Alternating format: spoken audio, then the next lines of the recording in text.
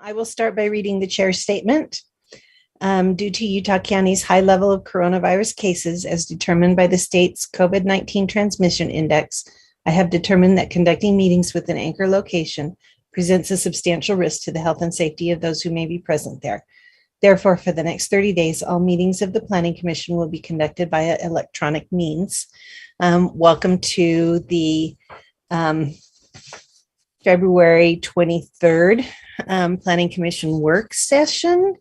And if we don't have our study session, if we don't have anything else that we need to talk about, we can just let Brandon take over with the West Side policy statement.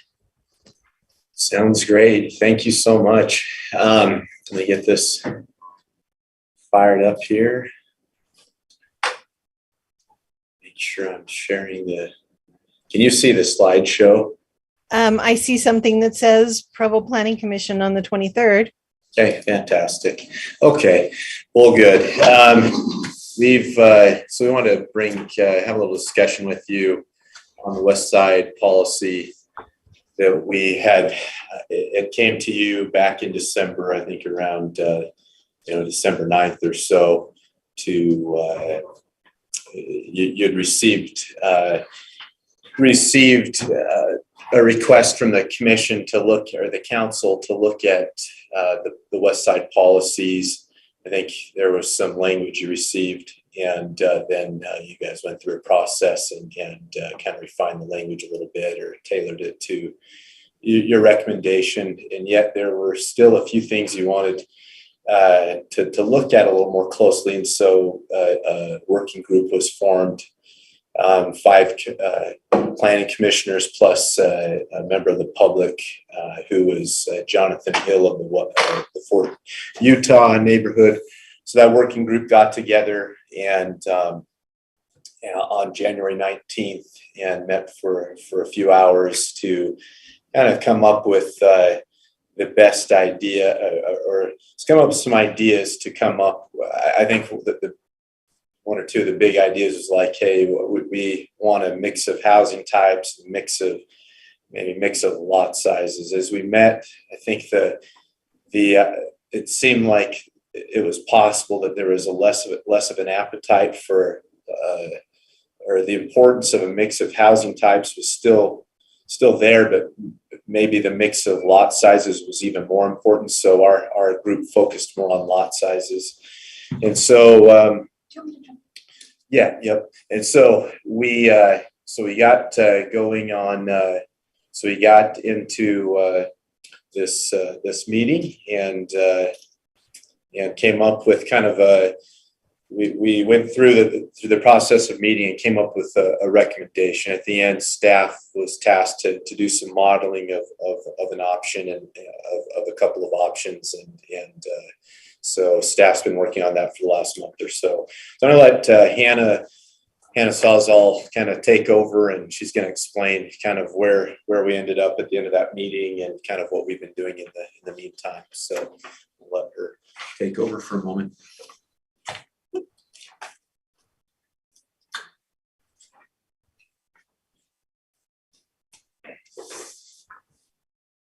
So yeah, this committee, like Brandon was saying, was sort of starting from scratch on the West Side plan, looking at what ideas we wanted to keep, what we wanted to continue working with, and what we wanted to discard.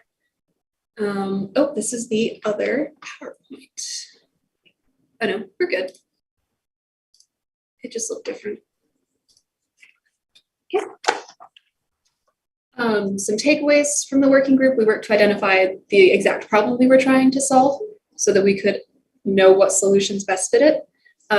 The working group decided that acreage limitations and creating cohesive developments within those limits was a difficulty, as was attempting to avoid these monolithic developments and get a diversity of housing types or lot sizes, balancing growth needs with the needs of current residences, respecting that integrity of the neighborhoods and residences that were already there.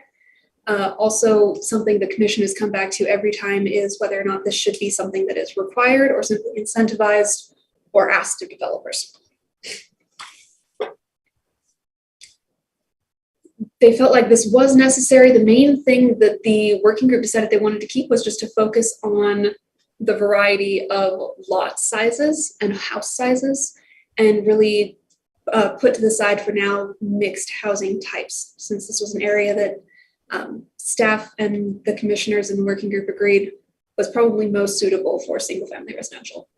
As far as the granularity of the mix goes, that was a huge part of the initial intent statement from Councillor Harding, but the commissioners at the planning commission, or at the meeting this time, unanimously agreed that it should just be up to the developer.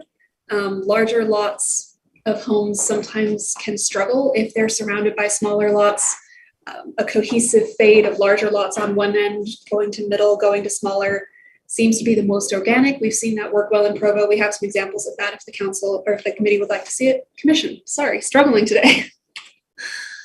The criteria that the group kind of came up with for any plan that we developed was that they had to accomplish that goal of discouraging homogeneous developments, maximize flexibility for the developer, and keep it simple, really make it developer friendly, and try to encourage developers to come out here with a simple program, and also encourage green space or incentivize it if possible. This plan doesn't address that as much. We have a lot of other tools that we could be using more as staff to encourage green space, but this addresses it without really getting too much into the weeds on green space. If that's something the commission wants to address more with this, that's something we can take a look at.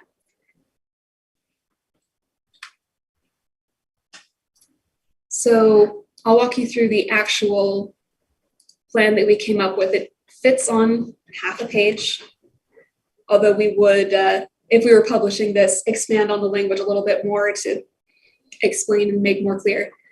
But essentially we would create, oh, this is an older version. That's fine. We would create brackets for small, medium, or large lot was. Small is less than 8,000 square feet.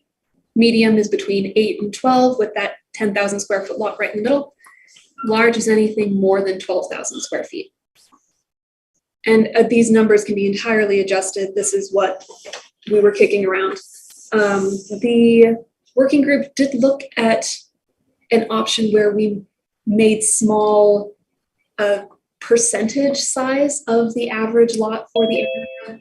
Same with large. That turned out to just be incredibly complicated to try to calculate when staff was actually working it out. And we didn't feel like it met that criterion that it should be simple and accessible for developers. So as staff, we recommend this other alternative we looked at. Kenna, is there a minimum? Like, do they have to be at least 6,000 or? That's something that we could look at setting. There are some development requirements already for the zone, but. Okay. Go ahead. No, I'm just thinking that maybe the minimum to 8,000 might make more sense there. Yeah. But whatever that minimum is. Out in that area, I mean, I guess it's conceivable someone could have an LDR zone, in some of this area, and the smallest lot size would be 4,000 square feet.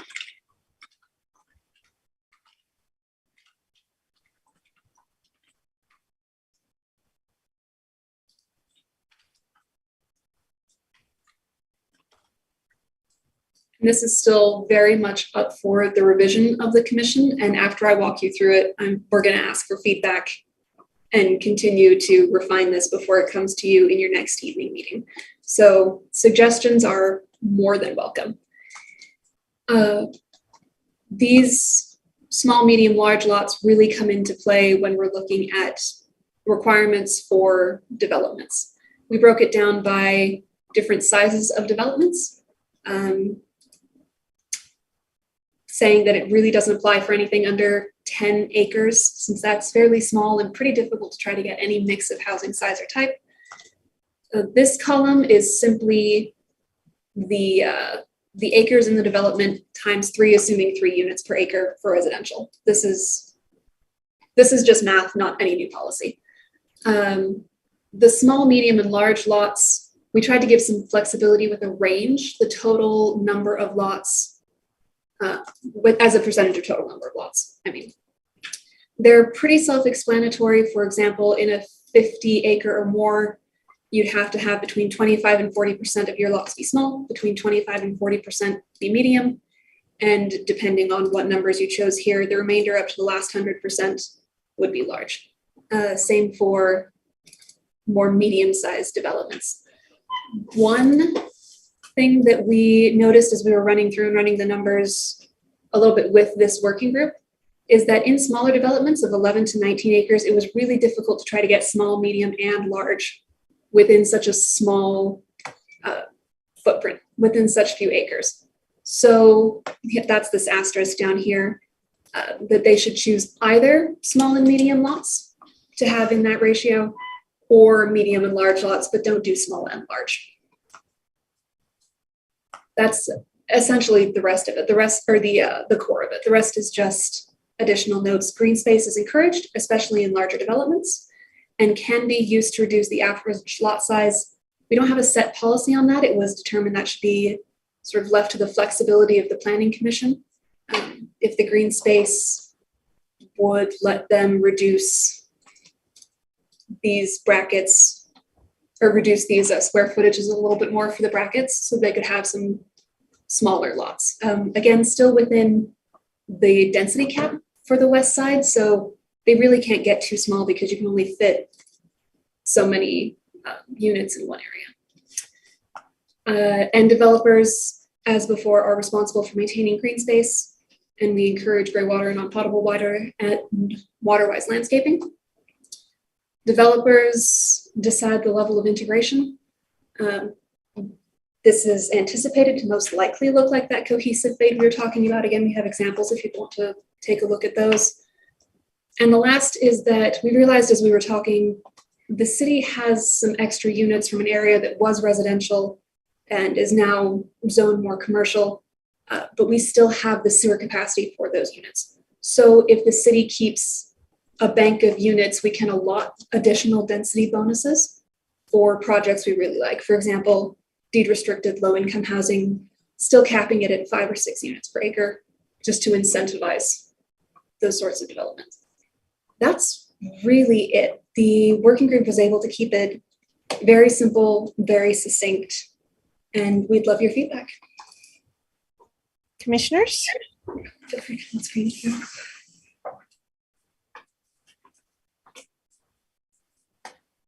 While we're waiting for other people to jump in, there's no difference between the 20 to 49 and the 50 plus acres.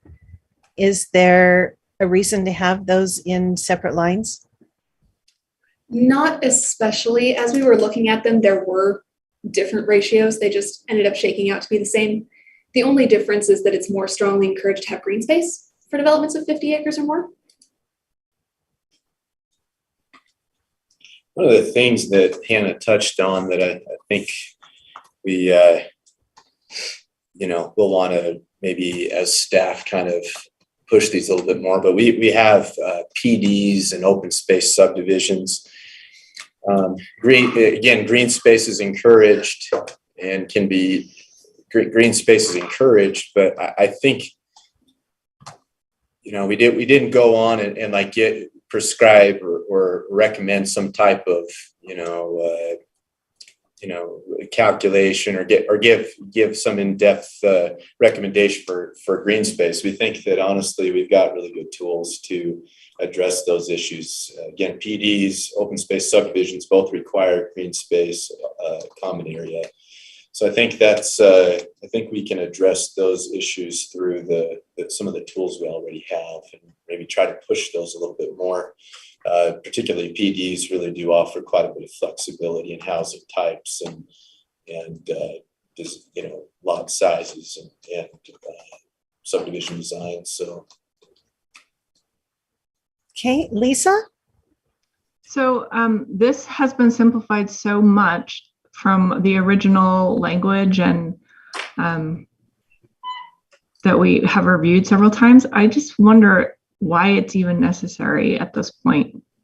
We're we're not spelling out any density incentives. We're not requiring anything. Essentially, we're just making these lovely suggestions. Is this really necessary to have a quote unquote revision document when this is basically, it's not mandated in any way? Am I misunderstanding what you've modified? That's a good question. And what we were thinking is that, or what our reasoning has been, is that everybody in the West Side is going to have to go through a zone change. And as staff, we've already been telling people, if you want any chance at a zone change out there, you better give some thought to either mixing unit types or mixing lot sizes. And as soon as we say that to the developer says, well, what does that mean? Can I have 108,000 square foot lot and one 6,000 and I'm good? So this at least gives us some guidelines to give to the developer when we're saying, you know, we're not going to support your subdivision. We're not likely to support your subdivision if it comes in and the whole thing is 10,000 square foot lots. This gives us something to point them to.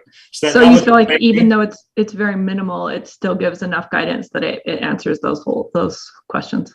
That was our intention. Whether or not we need that. My second part is, actually I have three. The second one was, how do we incentivize density without defining what is required or what that incentive would be? When Hannah was going through, when you were going through what the committee had sort of said we like, we don't like, one of the things was we still want to encourage this and maybe reward people for doing the things that are nicer, but what's the threshold or what's the measurement that the neighborhood services department will use? Well, to me, as soon as we say we've got some density we can give out as bonus, we're going to have people line up really fast for that.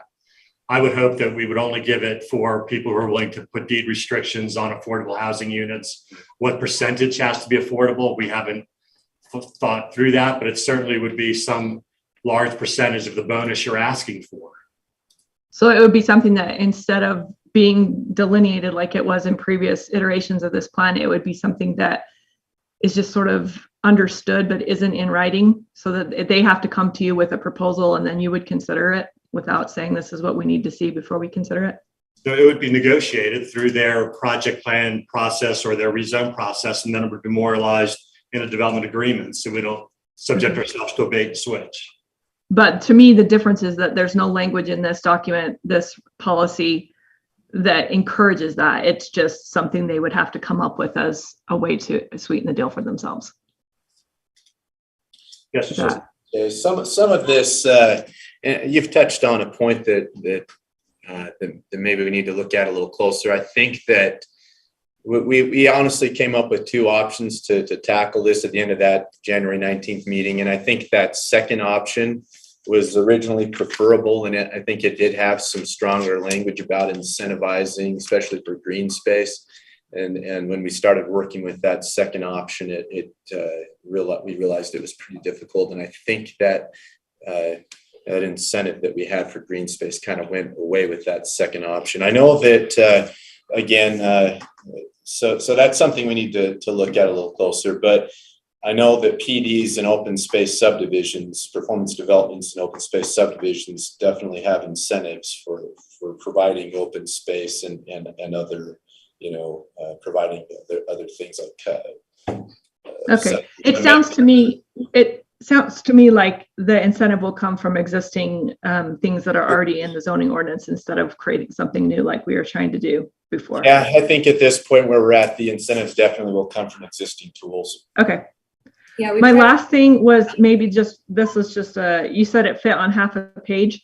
I'm wondering how this gets introduced. Is there going to be some sort of a whereas statement that leads? I was just in my mind, what does it look like? And I was thinking something like, whereas the development of the west side of Provo is limited to 4 units per acre due to utility capacity is necessary to give guidance to how single family housing will be encouraged and allotted. Like there needs to be some sort of, in my mind, linking language that says, what the heck is this and where does it fit in? We wanted as staff to kind of run it past planning commission before we did too much polishing and wordsmithing, just so that we didn't put a lot of time into an intro statement that just got immediately thrown away. But am I understanding correctly that there'll be something like that? Yeah. We'll give some context, some explanation. I'll zoom out a little more so you can see them, but we also have some illustrations. Sorry, my computer's a little different, so I guess it moves things around on this one. But we looked at small, medium, and large lot sizes differentiated by the roof colors and did some modeling for what those might look like for 30 acres. Like this one is 12 acres. Down here we have 60 acres with some green space as well as some townhomes. So we'll have a more comprehensive document. What you guys need to decide is just the actual policy. We'll put polish on it. Then also understand that whatever these policies end up being, those are going to go in the text of the West Side Master Plan. Mm-hmm. Okay. Thank you.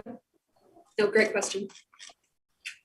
And we can go through these images later if you'd like. We're just trying to take this in chunks. Other questions? Comments, suggestions?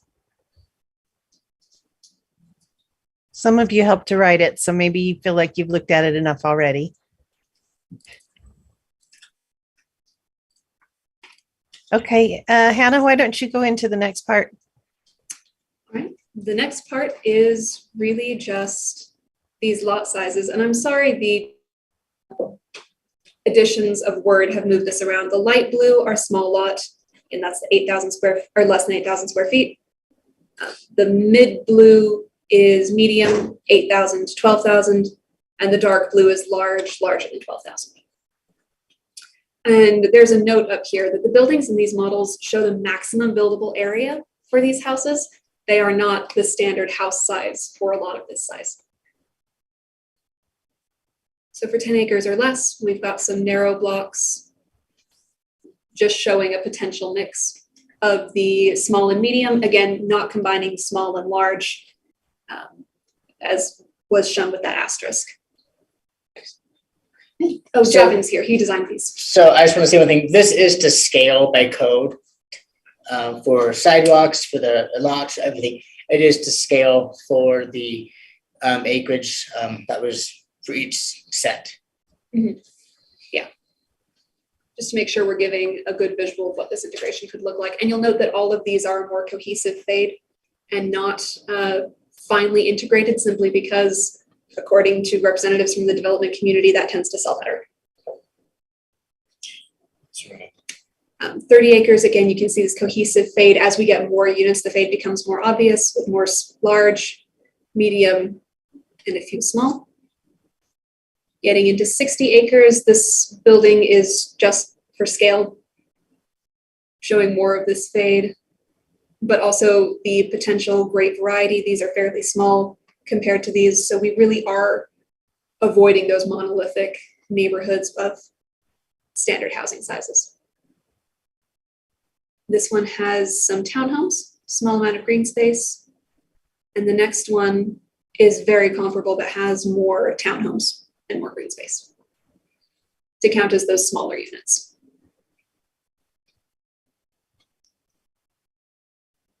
Any feedback or questions or insight about the graphics? No, I think that's helpful. Anyone else? Brian. I just have one question for discussion with the Planning Commission. I mentioned this in some notes I had sent to staff yesterday, but wanted to discuss it further. In this particular image she's got showing here, there's kind of a central road that seems more like a collector or an arterial. Would we prefer to show our denser developments along that road fading out to the edges, indicating that we want our densities on our more major roadways? Or is that going into more detail than we'd need to show, do you think? Also curious staff's position on that. I think you might want to portray it the way you would like to see it so somebody doesn't argue that, but maybe that's nitpicky. I think from staff's perspective, it's something that developers are likely to do anyway. That seems to be sort of best practices, but it doesn't hurt to show it here just to make sure we're communicating the right message either. I agree with that. I don't see a need to unduly complicate the designs, but if Planning Commission feels that's a necessary thing, we're fine with that. The only other thing I noticed in these diagrams is there's some places where the streets are offset kind of weird. I wonder if that's going to confuse developers as well, where those offsets aren't technically legal. They seem really tight to have those intersections meet more at right angles instead of being slightly offset. I think would be sure we're sending the right message to the development community. With trying to draft these hypothetical areas on hypothetical parcels, it may Sure. be difficult to do this on just for illustrative purposes. Got it.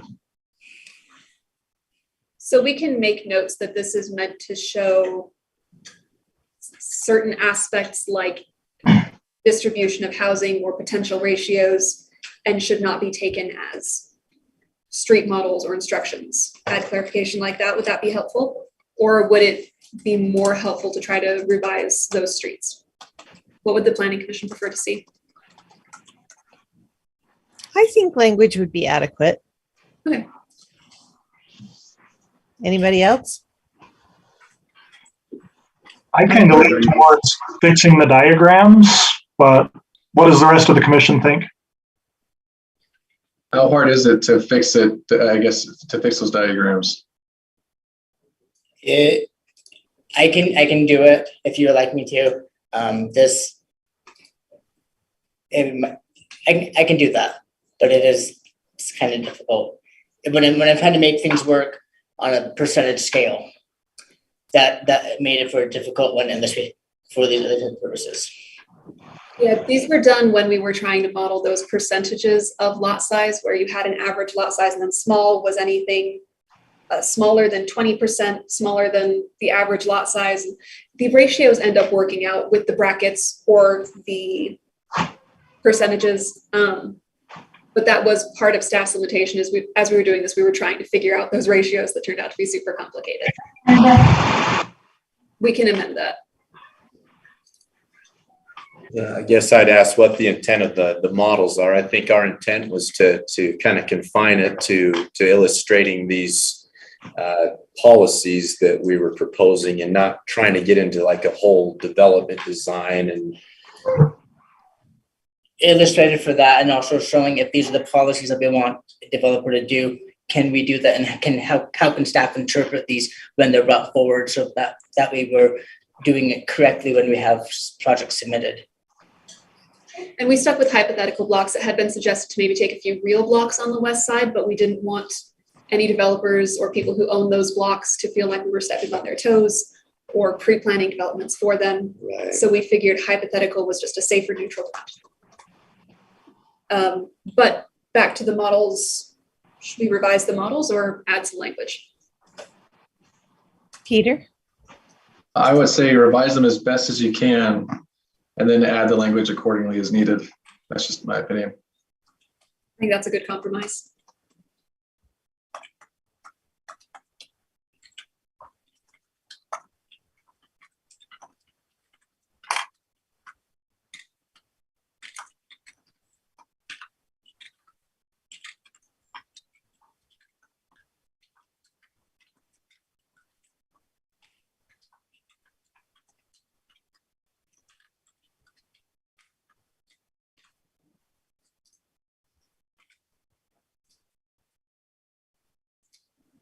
Were there any other points in this high level or low level that the planning commission wanted to discuss? I'm not seeing any raised hands. Our intent moving forward, just while you're thinking about any other questions, is to just clean this up here in the next week or so. We want to bring this back to you on the March 9th meeting for your recommendations so we can get it to the council. The housing committee of the city, who has a few council members, is anxious to get this moving and to see it. So we're definitely wanting to get this back to you at our next meeting. So that's our intent. Okay. Brian? I just want to thank the development services. This has been a pretty complicated issue, and at our committee meeting, Hannah was amazing taking notes as we were jumping from one topic to another topic, and she kept it all organized. And I think she summarized it here beautifully. So I want to thank planning, the development services, for their hard work on this. I agree. And I think it's impressive that you've distilled it down to this small. Of course, you'll expand it back out to a couple pages, I'm sure. But it seems much more digestible.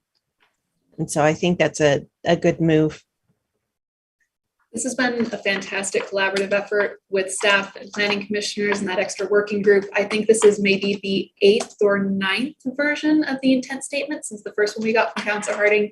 So it has definitely continued to be refined.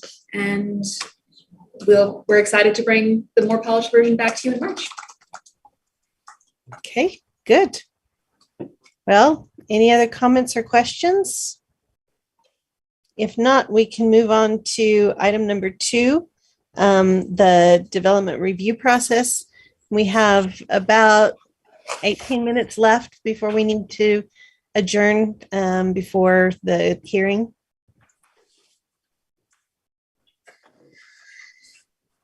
All right. 1 second, pull that up.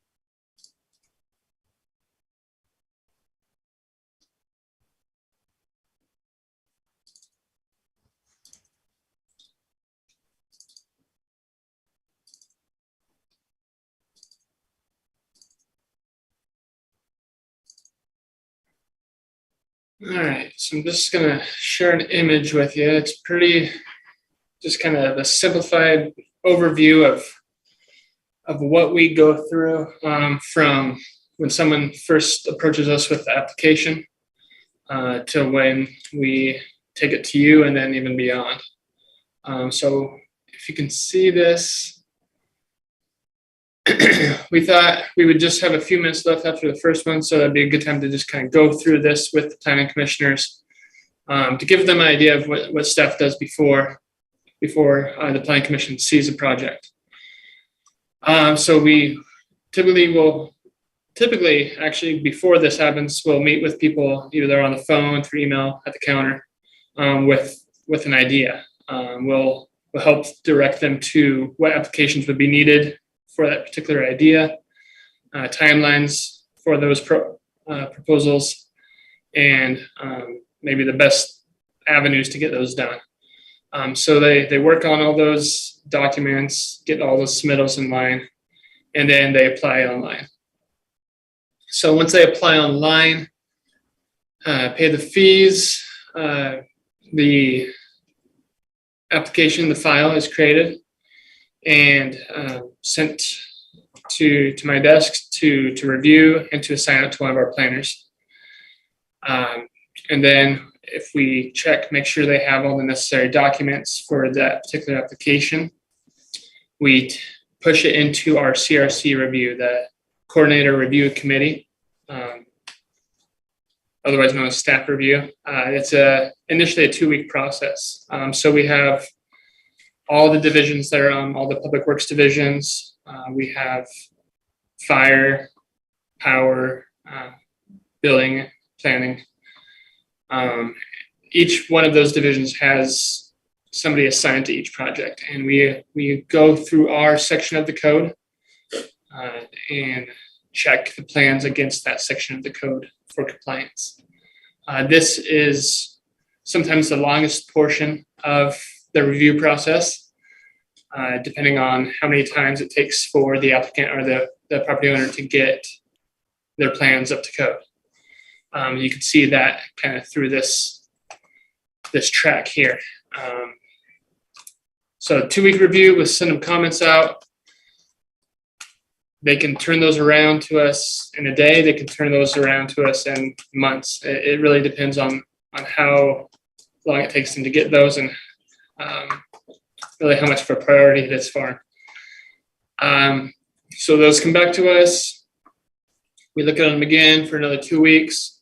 So once we go through that enough times to where each division says, yes, I'm okay with this. This meets our code. This meets our code. It can move on.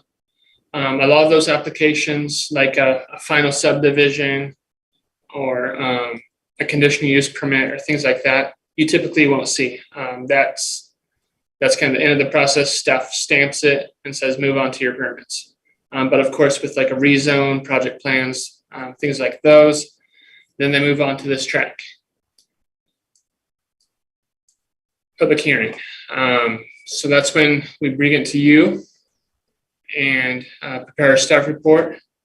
What we like to do as a staff, planning staff, is even though it's gone through the CRC review and gotten approval there, we like to look at each one of these as their agenda and determine as a staff what our recommendations will be for each application. And if those recommendations include conditions, recommended conditions, things like that, to you and or the council. And from that point, you guys know the process really. You make a decision or you recommend to the city council and we go from there. I think we just want to kind of bring this chart in front of you to give you some context of the process before you guys see it, kind of what they go through and what we go through on development review. If there's any questions, we can address those, but it was just a quick overview. Thank you. Commissioners?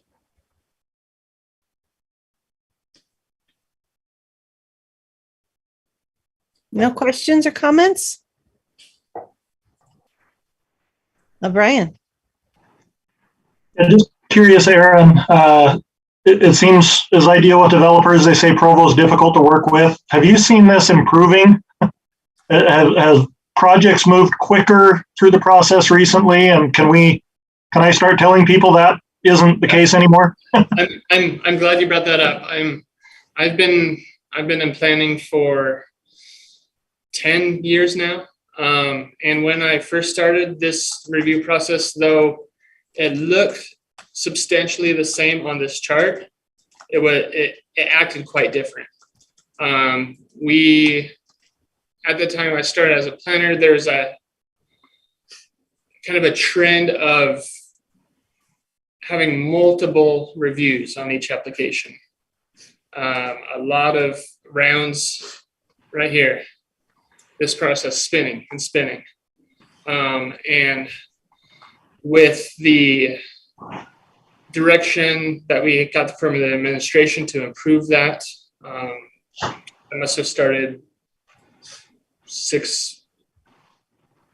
or 6 years ago from the administration saying, hey, we need to look at where we can improve and speed these things up, how we can make more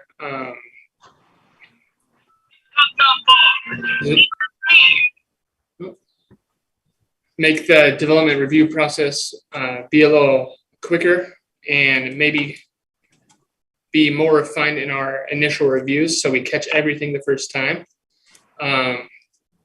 Go ahead, Bill. So, Brian, one of the things that helped substantially is after Development Services was formed, we came up with a policy that staff has 2 reviews to put all their cards on the table. And that forced staff to then spend more time on those 2 reviews to catch more things. The problem we were having is it would be 5th or 6th or 7th review, and a staff member would suddenly point out something that was a deal breaker for the developer that he should have been told on the 1st or 2nd review. So there's been a lot more emphasis on spending more time up front. And if you miss something in those first 2 reviews, you got to justify why you missed it and why you need it. Okay. No, that makes a lot of sense. And another thing I was leading up to slowly was before in our process, the 2-week deadline started from when they applied, or didn't start from when they applied. It was based on a Wednesday morning deadline for applications. So no matter if they applied on the Monday before, the Thursday after, that was extra time in the review process. So we changed that. We now take it from whenever that initial date that comes in and gets verified.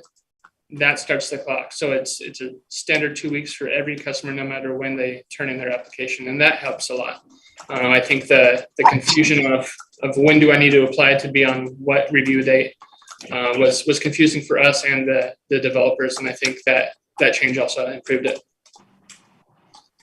Nice. No, I appreciate the efforts. I'll keep telling my friends that's not the case anymore. Thanks. Other questions or comments?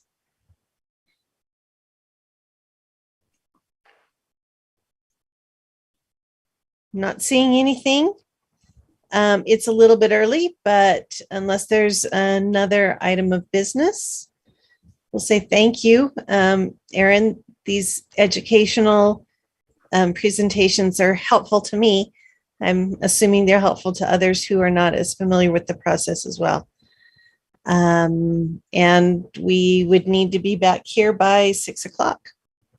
Okay, thank you.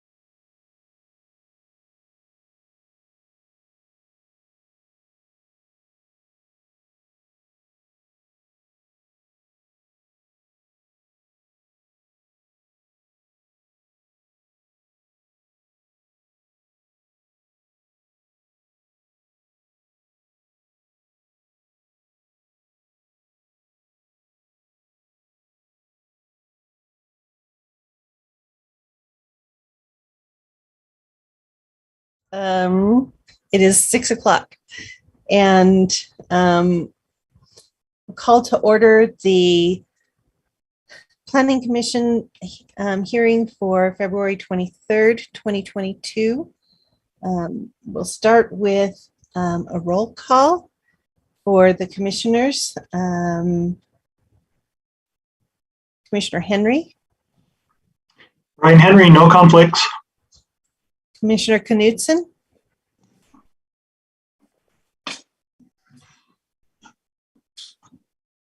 Development Services room is muted.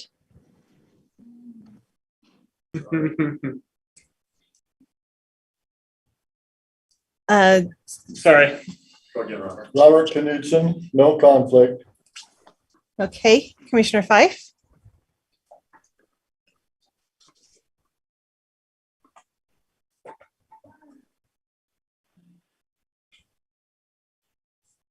Okay, we'll come back. Commissioner Miller. No conflicts. Commissioner Gonzalez. Yeah, Gonzalez, no conflicts. Commissioner Jensen. Lisa Jensen, no conflicts. Commissioner Jones.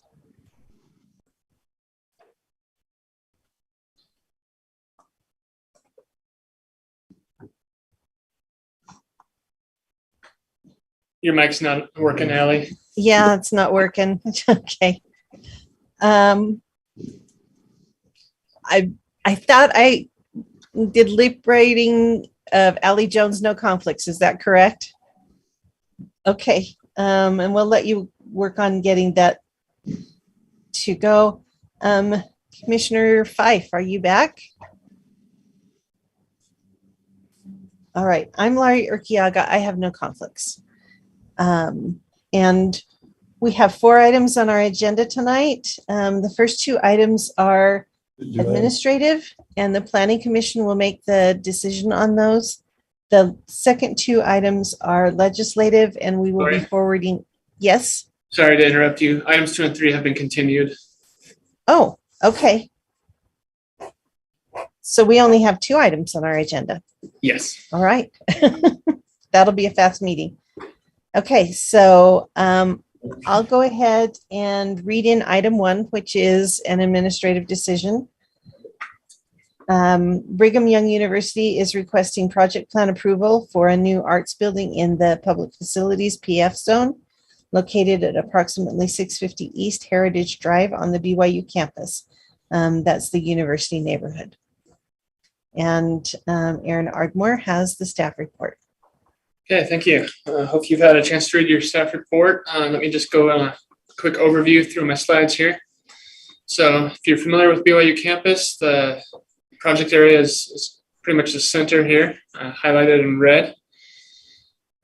Here is an overlay of the proposal. Once the HVAC is taken down, this is what would replace it.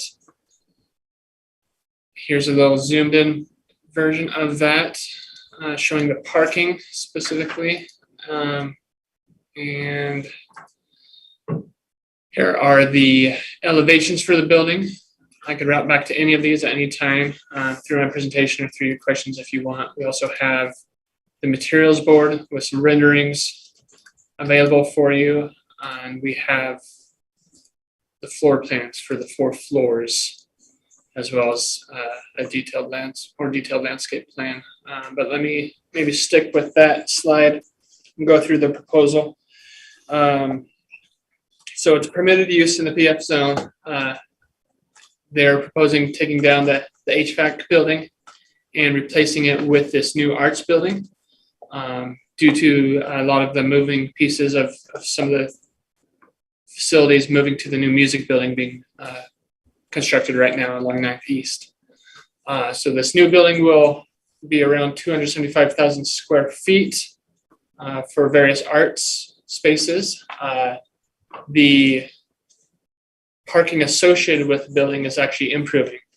So we went from, I believe, 136 spaces existing on the area right now to a proposed 232 spaces with this new rebuild. So they're providing additional parking spaces. The only thing that is really up for a decision tonight with this, everything else has been found to meet code through our staff review, other than the parking lot landscaping. As referenced in your staff report, there's a code section 1520.020 that gives the Planning Commission discretion on varying from the standard parking lot landscaping standards to something that may be a better design for a project. So that's what's in front of you on this slide. Staff's reviewed this. The landscape architect has proffered a plan that shows deeper and more substantial root bases for larger trees. So that's why they're spaced out more than what is typically required by code, but has verified that this will still get to the 50% tree shade coverage, which is really the point of the parking lot landscaping standards. So staff in reviewing those plans was satisfied with that and would recommend that the Plan Commission approve that element of this project plan, and overall would recommend approval for this project. Okay, thank you. Commissioners, do you have any questions for staff? Before we jump into that, Commissioner Fife, do you have any conflicts for either of the agenda items? No conflicts. Thank you. All right. Any questions for staff? I don't see any. All right, let's have the applicant present any information they would like us to see. Let's put Michael on first. Yes, hello, I'm Michael Davis. I'm the applicant for BYU, and just wanted to thank you for making time of your agenda to see this project today. I'm going to turn some time over to Ray Bernier to bring up some points. Again, thank you. We're appreciative of the opportunity to come before the Planning Commission. We're grateful for the efforts that you make in terms of having us design to certain standards. We're grateful for that. If you have any questions on any of the issues, we're happy to present more information.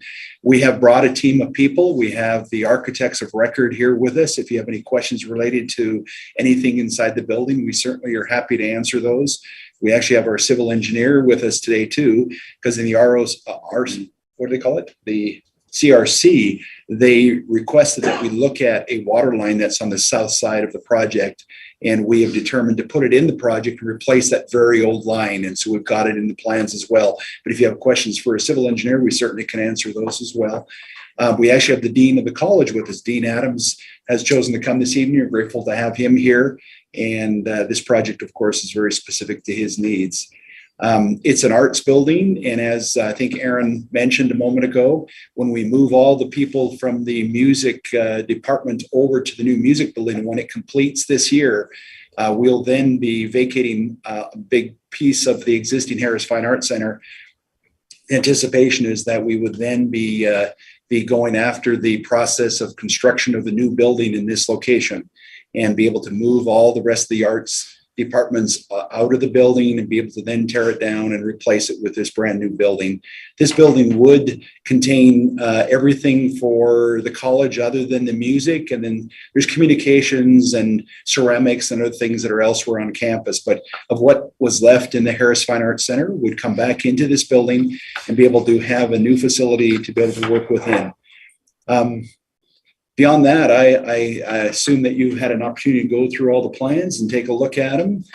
Is there any questions that you would have for us as the campus architects and engineers on the project?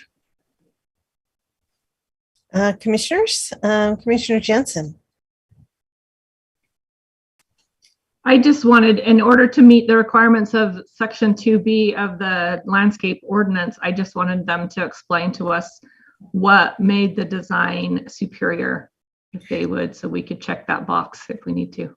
Excellent. We've actually brought John Crespo. He's our landscape architect. for Brigham Young University. And he actually is the person who has instigated this idea, not just on this project, but other projects on campus of replacing trees and doing things. He's come up with a novel idea. I'm not sure if it's been built elsewhere, but John can talk about that. John, would you mind coming over this direction so you can be on camera?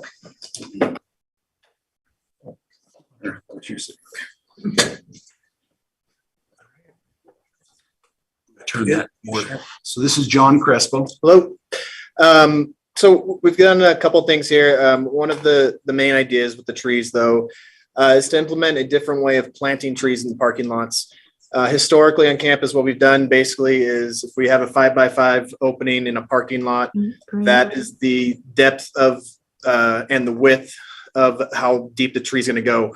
So what we're doing now is an actual underground 20 by 20 bed for a tree. What we're using is called a Cornell structural soil. So that still provides the structural stability for asphalt, concrete, anything that's needed, but then still allows for, has pore space in it that'll allow the tree roots to still grow through it, not cause any upheaval of the pavement above it, and then just allow that tree to get to its mature size rather than stunting the growth and having it cut off to where it hits that compacted soil, which we usually would have underneath a parking lot in this situation.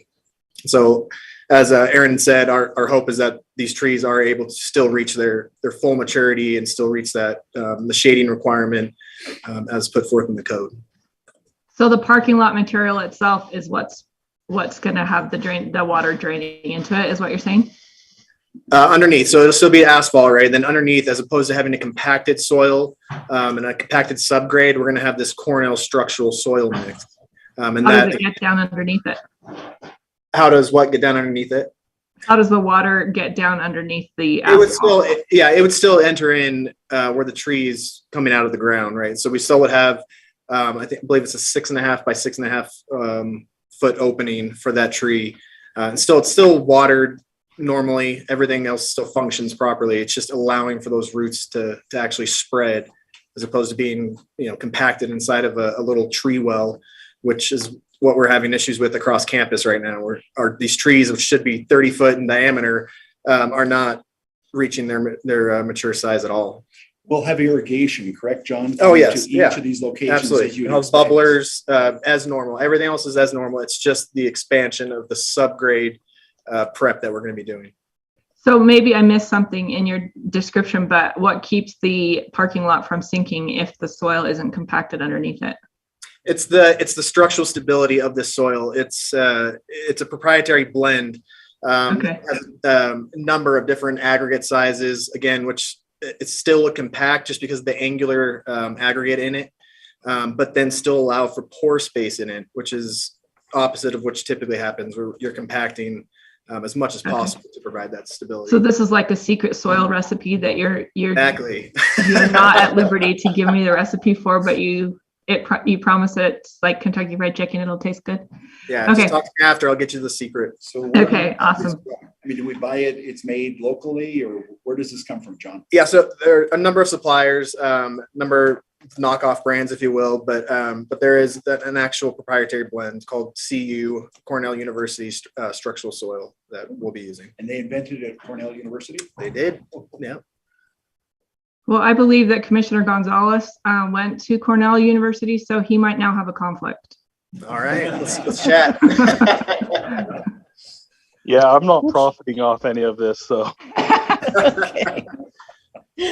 I just have one other question that is unrelated to the landscaping that we actually have the purview for, but how does the footprint that is going to be on this building compare to the current footprint? Is the building itself getting smaller as far as the footprint goes? Is it taller? How does it compare to what we see there right now? That's an excellent question. I'm going to turn the the camera over to Mike Vela. Mike Vela is the principal in charge architect from HKS Architects. And let's have him answer this question. Hi, good evening. I'm Mike Vela, HKS. The footprint is virtually the same. It's exactly the same along the eastern edge facing the MOA. To the north, it's the same. It grew in areas along the south, but it also shrunk back along the south. So the net difference is virtually the same as the footprint that was there originally. May I make one comment as well? So my name is Ray Bernier. I'm the campus architect. We're actually going to maintain some of the foundations that are already there, so we don't have to buy new concrete and add more to the pollution of the world, so to speak. And so we're reusing some of the foundations because we've done structural analysis of them. We found them to be sufficient. We're also going to be taking soil and filling areas that are in the lower levels to be able to use it as a foundation, in a sense, supporting it from the inside out. And so those foundations have been aligned on purpose with the design idea so that the building would fit on top of the existing foundations to help save money, but also save the environment. I understand that there's some proprietary soil that you can use to help with that, Phil. Yeah, I think it comes from Cornell, I think. Yeah. I can't tell you exactly what's in it, but I hear it will help a lot. All right, I'm done heckling. Okay, Commissioner Henry. I might have a conflict because I went to BYU. Coming back to the trees, just want to talk a little bit more. I've seen the structural soil in conjunction with these tree wells, and it works beautifully, but in one particular implementation, they use permeable pavers above that 20-foot basin you're talking about creating to help get the water to the edges. Have you looked into doing something like that to help give more air and more water to the root zone of the tree? Yeah. So I'll let you know, I went to BYU and I went to Cornell, so we're good on both fronts there. But I will say, so having been familiar with that, they, in my experience with permeable pavers, asphalt, one of the biggest issues is that they do get clogged, and they do require a lot of maintenance on top of already what they're, our grounds department tries to maintain already, and so we've steered away from it just for that reason. It's not to say that we aren't aware. Like I said, we'll have irrigation getting directly to the source with bubblers, with direct source irrigation. But yeah, as for aerating in the parking lot, we just the benefits are kind of outbalanced by, honestly, the cons of just pollution from the cars, and then, like I said, sand, anything that just gunks that up and kind of renders it useless. Okay. And then a second question, can you just walk me through the bike parking for this particular building? Zoom in towards the top portion of right on the northeast corner of the building. Right up in there. Yeah. Can you zoom it all? No. In that? Travis or Mike, does somebody know the total number of bike stalls that we have up in that area? Nathan, could you move the microphone a little bit? I'm not hearing very well. Oh, sorry. I'll speak more towards the mic. So up in the top corner, Aaron has the mouse up in that area. We have a variety of bike stalls up in there. I'm asking for our people to verify exactly what the number of bike stalls are. And once somebody has an idea of the approximation, even let us know. You may recall that in the existing condition, and Aaron, if we have an existing condition map, it may be helpful to be able to show, and again, you may not be able to zoom in, but right there is the bike parking. So we're actually moving it closer just a bit to campus, to the corner of the building. And you can see if we go back up there, there it is up there.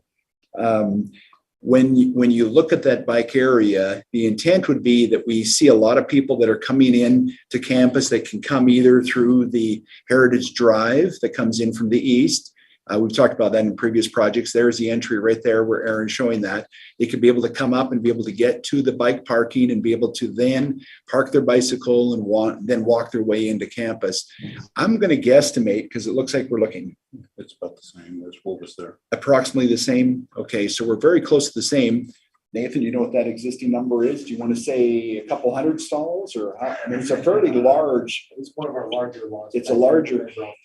So I know we are reusing about 40 to 42 of the existing bike racks, and you can figure there's about 3 per rack for the one we use.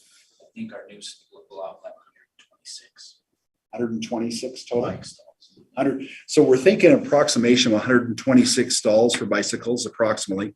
It's those ribbon type racks that have that curvature and they come down. And normally we have a top, a curve, and then it comes down again and fastens. And we have seen where you can put somewhere up to like 5 bikes on each of those. They'll park them on the outside and on the inside and be able to, tie off their bike at those locations, lock off the bikes. Will it be covered as well, or is it going to be open parking? It's an open parking area. We do have some on campus that are covered, like for example, Life Science Building parking lot area for vehicles also has bicycle parking in there. But this one here we deemed as being an open area for bicycles. Okay. That's all I have, Madam Chair. Commissioner Gonzalez. Yeah, I tend to look at this project in concert with the new music building on 9th East. And I understand that this project does create additional parking, but my concern is, I guess when looking at in the two projects as a whole and the loss of parking at the law school, and I'm not entirely familiar with that project and what parking was done for that, but my concern was that it pushed parking into neighborhoods, the burden of the parking for neighborhoods. Can you guys comment on the parking situation for the new music building on 9th East? Yes. And let me piggyback on that, because that's also my question also had to do with the parking, in that when we talked about the music building, one of the things that BYU promised was to have overflow during events, that people could go from this parking lot here into the other Museum of Art parking lot. And is that still accommodated in this? Yes, great questions, and I'm happy to respond to those. So in the music building, we have the same architectural firm, HKS, and so they're working on both sides of this project in a sense. And so, Aaron, would it be easier for I to drive for 2 minutes, or go ahead, to show the area that we're talking about? So I'm going to get the mouse organized here. Just give me a second. Can you see the mouse now? It's in the parking lot area. So here's the Heritage Drive, and we're putting at this location a raised, one of those crosswalks that comes over. We're also putting in one of those lights in this location, similar to what we have at the Life Science Building up on South Campus Drive, where this will be pedestrian friendly, and pedestrians can go through here all the time, as they're going to class, etc. But when a vehicle comes through, it will have to stop, and then the light will change for that vehicle to come through. We're building this portion of this as part of the TDM that we did for the city and for BYU, that was signed by the mayor and by the president university, President Worthen. And we're going to be building this as part of the TDM in terms of getting access from this location up through here and through here. This is a new opening. The old location used to be up here, but this is going to be a new location that'll be wide enough for traffic to go both directions through here. It's going to have a gate on it that during performances or other times university deems necessary, the gate can be opened and allow for people to flow through here. As part of the agreement for the music building to be able to receive a certificate of occupancy, we have to have this constructed before we can occupy the building. And the goal is, and the university agreed to with the city, that we would then together sign a TDM. And that was one of the requirements, was to be able to have the MOA parking available for times when we have those kinds of performances related to the music building. And so even though this is showing up on this plan, reality is that this will be not finished construction, but it will allow for the flow of traffic to come through here during an event night. Now, there'll be a lot of this that will be completed, so to speak, but there's also grade change in here that's happening. And so we're gonna manage it in such a way that this can achieve the goal of the TDM. There are also go ahead, sorry. So that's going to happen even during the construction period then? Of the music building. Okay, Yes. the arts building won't start until after the music building has received a certificate of occupancy. So our goal would be that we'll have occupancy by the end of this year, ready for Dean Adams and his team to be able to use the music building. We move all the people from here for music in the latter part of this year in November, December, and have moved over there. Big D Construction is our contractor, not on this project, but on the other one. And they have a proposal request because we did this after we already had the music building designed. And we added it by change order, in a sense, to the project, that they're going to have this built so that they can have all of this access in and be able to meet all the requirements of the TDM. So by the end of this year, this will be functional so that we can meet the goal of the certificate of occupancy from the city to be able to use the music building appropriately. Additionally, you may, if you've read the TDM, there's actually other criteria to answer one of the questions I think that Commissioner Gonzalez has asked. We have agreed to put up signage in the adjacent neighborhoods on the east side of 900 East. And I think the signage is already underway. I think that type of thing is already happening. We've given updates to Mike Roberts. Mike Roberts has been working with the city and been able to take forward information on how we're doing on our TDM.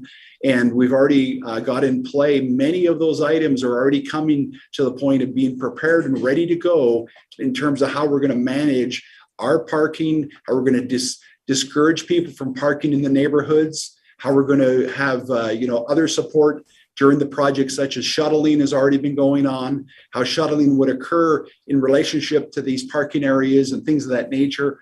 All of that TDM has been very actively, we've been going through that process and making sure we meet that. Have I answered your questions? Are there others? Commissioner Gonzalez, does that answer your questions?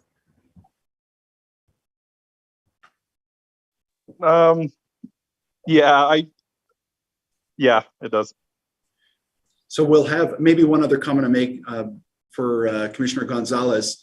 I don't recall you being in the Planning Commission meetings previously. Maybe you were there at the time, but we also have to have means of being able to manage the parking by the law school and just north of the music building.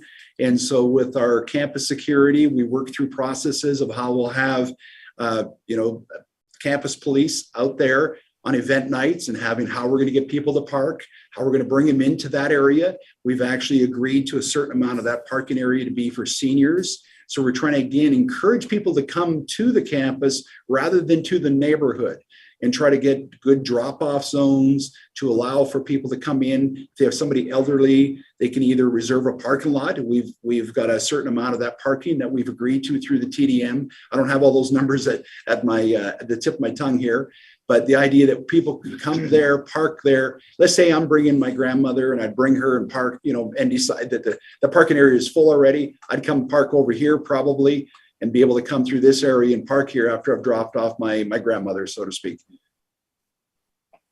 Commissioner Gonzalez, any other questions related to that? We're happy I think my concern was, I wasn't on the Planning Commission when this project got approved, when the music building got approved. I've only been on the Planning Commission for the last year, but and as a former BYU law student myself, I was just concerned with the accommodation of parking with these two projects, and knowing people that live in the Tree Streets area and seeing, in my opinion, the new music building being underparked. And even with the TDM, I still think it's underparked and concerned about the effects that has on surrounding neighborhoods, despite our best mitigation efforts. I understand. We added parking over there by the ROTC, and we actually have Nathan Summers here. He can talk to, if we need to, the idea of what the assignment is. My understanding is that we've made a lot of G parking, so graduate level parking, which really I think has the connotation of law school, so that they can park over by the ROTC. They can park in other areas near campus as well. And I think we did the one over, on the south side of campus by where the UVX is located. I think there's G parking over there now as well. I'm kind of looking at Nathan, he's nodding. And so I think we've understood, Commissioner Gonzalez, that we did take parking that was near law school, but we've sorted it out in terms of trying to make more parking for the law school students in other areas that are nearby within short walking distance.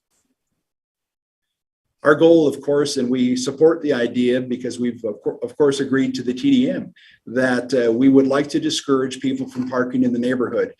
We're not the police of that neighborhood, so to speak. So we don't go out and hand out tickets, but we certainly are putting up signage as per the TDM. We're going to do our best to try to encourage people to come to campus and park on campus. We're also understanding there's a delicate balance between too much parking and not enough parking, because there's some in the world that rather have us start moving towards, things such as the UVX that seems to be doing very well. Right near our building, the Brewster building on the south corner of campus, we have a UVX station right there. I walk by it daily, multiple times a day. It's doing a great job.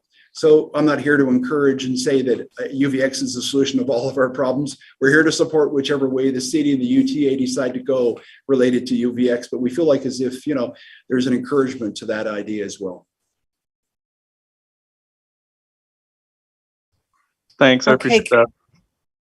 Thank you. Thank you. Commissioner Anderson? Yeah, my question is just more out of curiosity. There was conversation back when we talked about the other building and the prospect of the city being able to work maybe with BYU and UTA to get a UVX stop on 900 East. I wonder if staff has any updates on that or anything along those lines. Staff does not have any updates on that. I can say that UTA held an open house for the Tree Streets neighborhood. I thinking that it was 3 months ago, but I have not heard of any. They were gathering information, but they are proposing to put stops on 900 East, or at least they were talking about it. I don't know that any final plans are in place. Thank you. Anything else, Commissioner Anderson? Nope, that's it. Okay. Other questions for the applicants? Comments? Oh, Commissioner Henry. Yeah, one more quick question. If I remembered my third question, the trees that are going in the parking lot, what type and variety of trees are we talking about there? All that are approved on the city's code. We've got a mixture, alkylate elms, but yeah, everything is on the approved list for the trees. Okay, I'm just curious size-wise to reach that 50% coverage. Yeah, do you have more specifics? We're assuming everything will be at a 30-foot diameter mature site in 20 years. Okay. Yeah. Okay, thank you. Yep. Okay, anything else for staff or the applicant at this point? All right, let's move to the public comment portion of this. Do we have any neighborhood chairs or public callers? No public callers at the moment. 30 seconds. And Anna, if you can change the slide to that.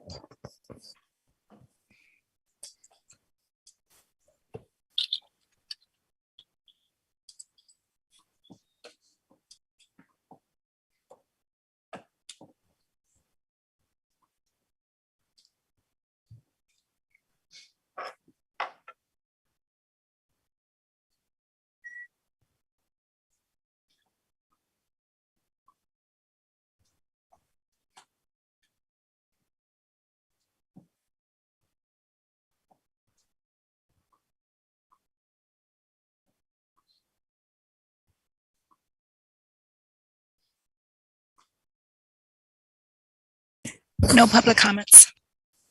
Thank you. All right, we will close the public comment portion of the hearing. Commissioners, any discussion on the proposal for item 1?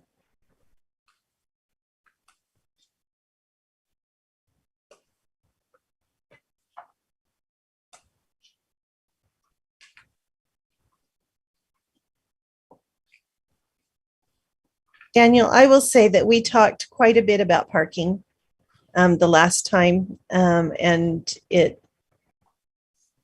it's not ideal, but BYU has made some efforts to utilize parking from other parts of campus to make them more convenient to the law school. So not perfect.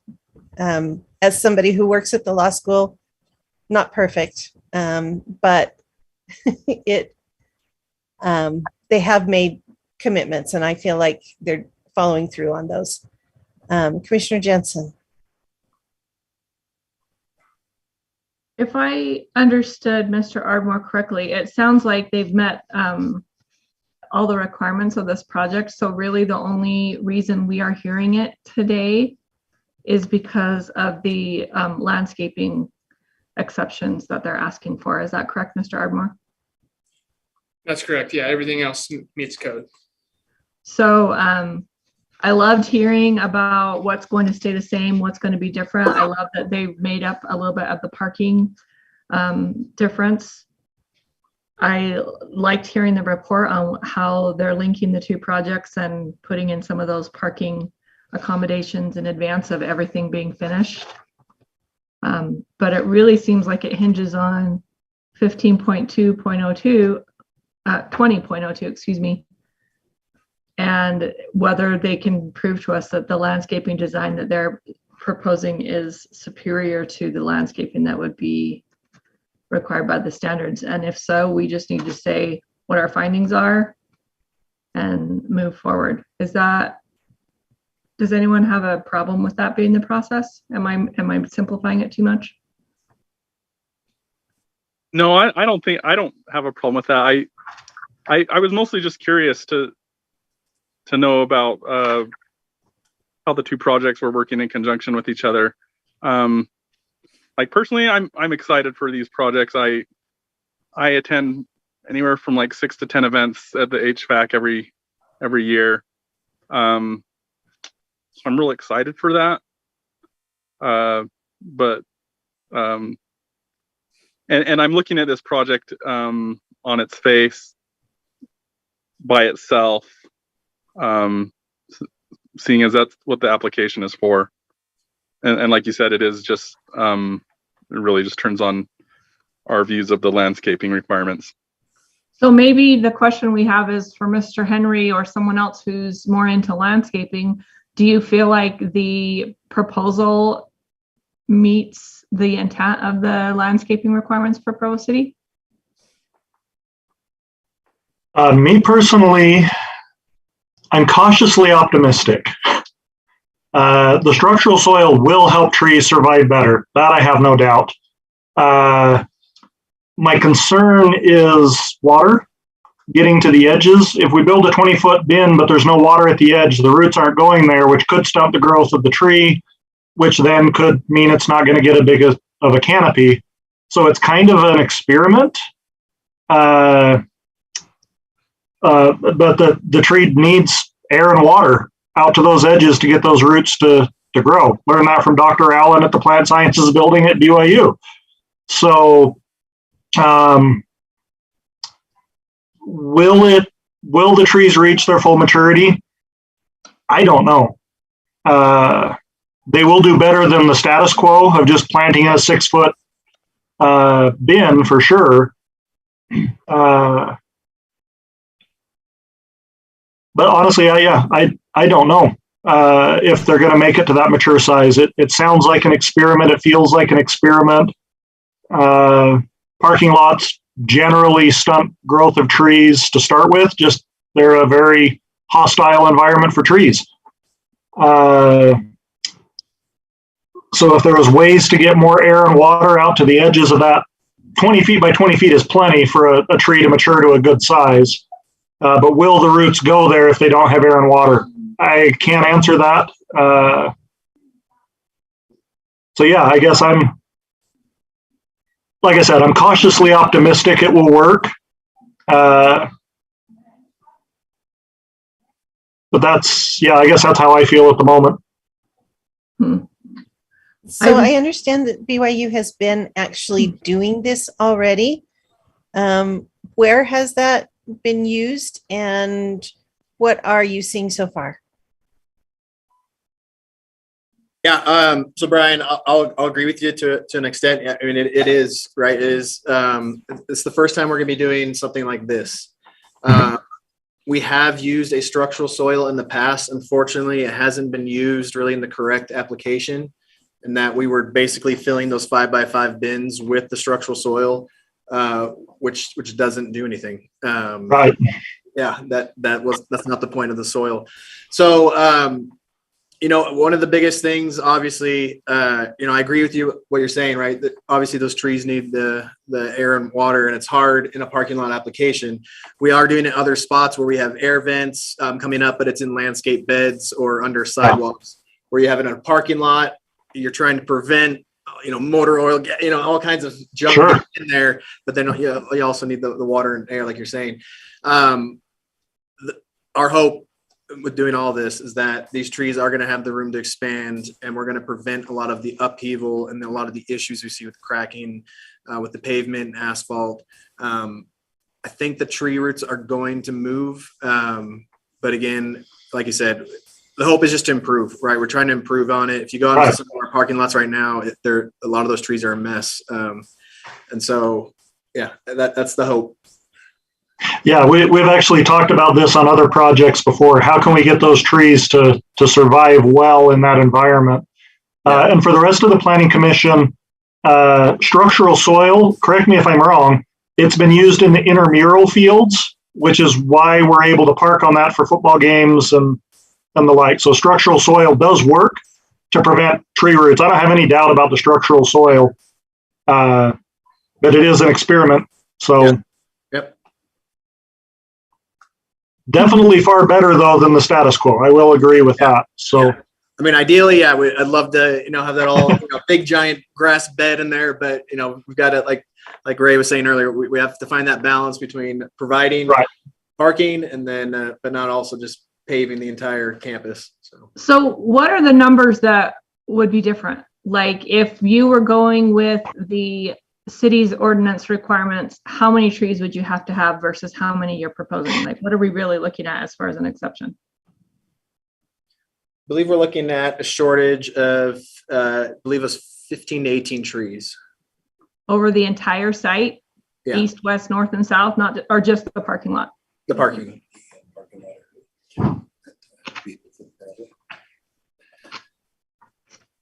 So John, if you don't mind, explain a little bit of where you think those would be. For example, we've got those trees that are in the middle. You can see 6 trees, 2 by 2 by 2. Yeah, so right here, this is really, we're short, the inside of the parking lot. I mean, you could see, obviously, if we're looking at the entire site as a whole, we're going to have plenty of trees. But really, like Aaron was saying earlier, in trying to meet that 50% shade coverage for the parking areas, we still are planning on meeting that, right? We have the 20-year period where 50% of the covered over the parking spaces should be covered with tree shade. That is our hope. That, again, we're assuming a 30-foot diameter on these trees. Again, that's what we're planning for, and so the shortage would just be within here. What about that upper left corner? So right here, so you'll see we've got a loading dock right here, and so when a semi truck would be coming in to load, the only way we could get this to work is that the semi would be pulling up right here and then backing into it. So these are all temporary parking spots, if you want to call it that. So when we know that a shipment is coming in, these will be blocked off so that this then becomes that drive aisle for that semi truck. So we couldn't put anything permanent right there. And so that was another part of the exception that we were trying to discuss. Because I could see that we could compensate for that area by putting something to the north and west of that temporary area, along the stalls to the north and west of that. Yeah, we start to run into some other issues, just leaves coming into mechanical areas. We did. I mean, you can see we're trying to, you know, overcompensate, if you will, just by loading up some of these areas and really creating some really nice spaces. Just not nice spaces that you'd want to go sit in and enjoy in a parking lot. I'm curious, with the height of the building, can you judge at what time of day that area that is not, doesn't have trees, that is the temporary parking, would be shaded? Like at how early in the afternoon does the sun drop low enough for that to be not so hot? It depends on the time of year. I mean, there are a lot of factors, but you know, one thing maybe to also consider is that this isn't really going to be used by students at all. This is all blocked off right here. So all student traffic will be all routed through here. If you know, if that's a concern. Kind of early. Yeah. Aaron, can I have you take it to the elevations or perspective of the building to try to answer her question? You could illustrate. So looking at this set of elevations here, can I borrow that for a moment, if you don't mind, Aaron? So maybe turn that slightly, if you don't mind, John. So let me try to answer the question of height, okay? And of course, we can turn to the architects as well. So this is the fly loft. And how tall, Mike, is that from grade? When you think of how tall that is. Roger, do you know off the top of your head, what would you approximate it to be? About 80 feet. 80 feet plus or minus from grade all the way up to the top of the fly loft. The fly loft, you may understand, has to do with the proscenium theater and be able to, you know, bring down, you know, backdrops and things of that nature.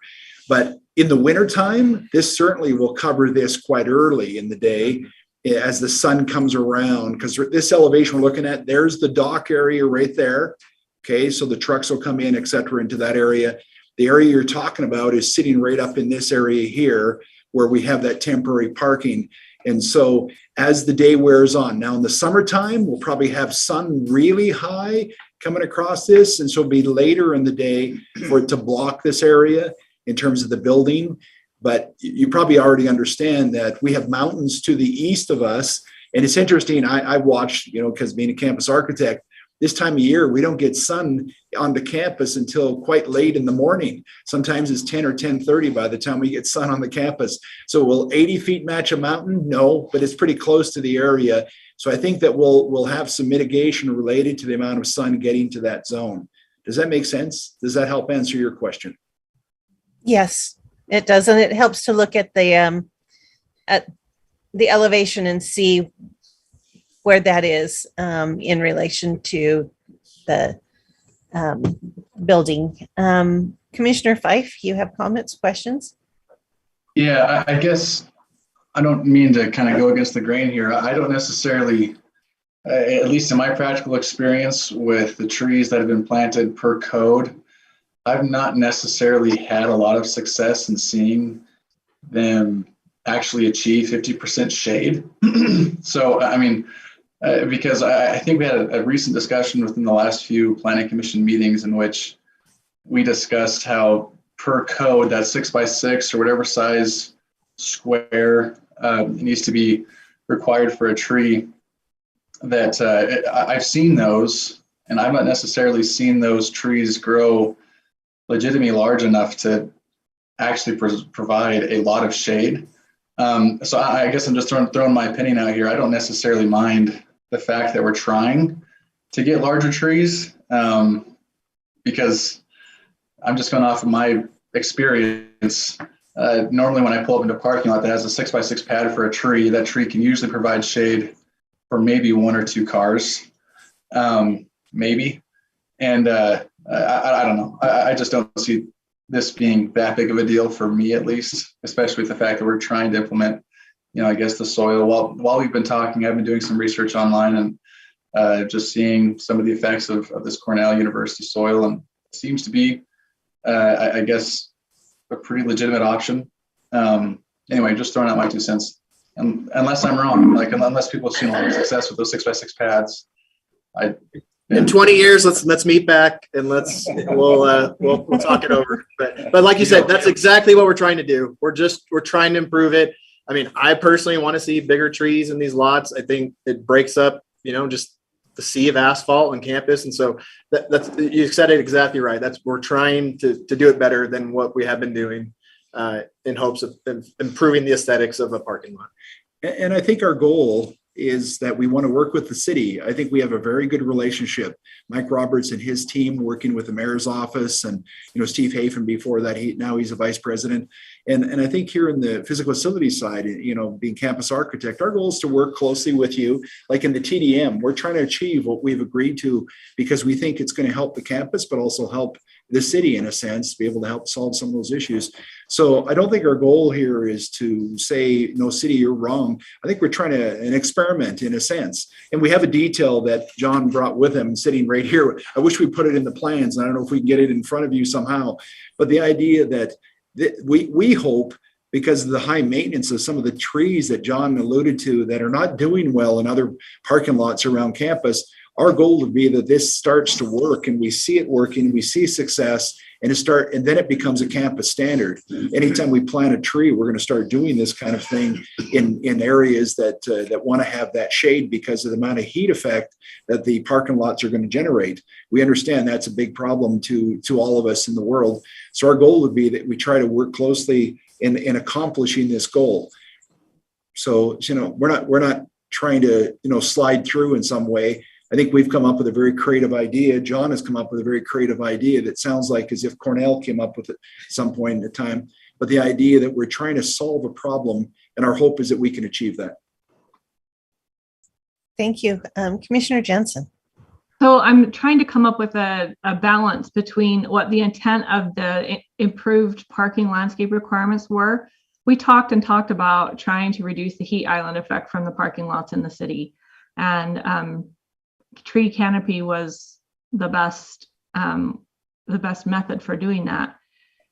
And if we're 15 trees short on this plan, it seems to me that we could add 3 trees to that section that has 6. So do 3 across instead of 2 across. And worst case scenario, we get 100% coverage for that parking lot, and it only costs 3 more trees. That's my thought, is that if we're going to ask for a reduction, let's do it with a window of error, a margin of error, so that if we're wrong about the experiment, we haven't just created another asphalt sea.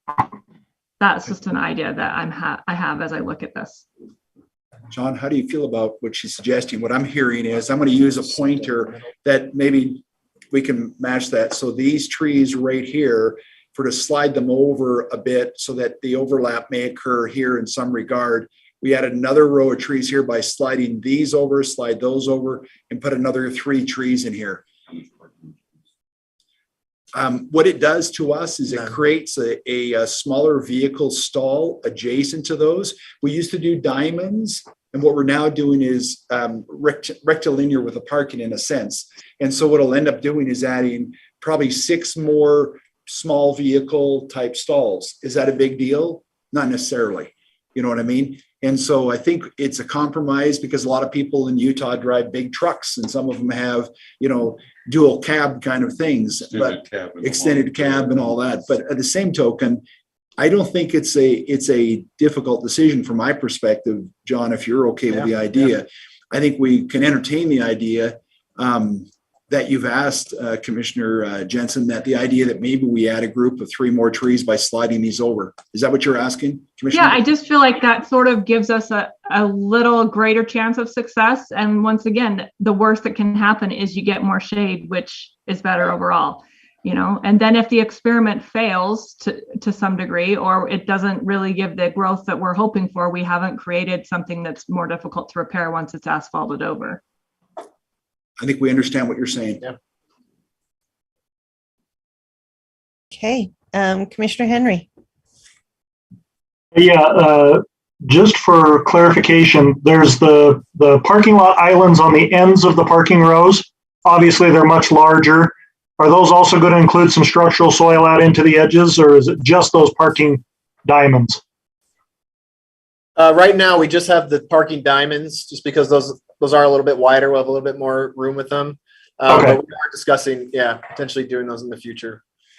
Okay, because one thought I had, if with Commissioner Fife's comments, But yeah, often we plant little trees in parking lots and the branches get in the way and they don't cast a lot of shade.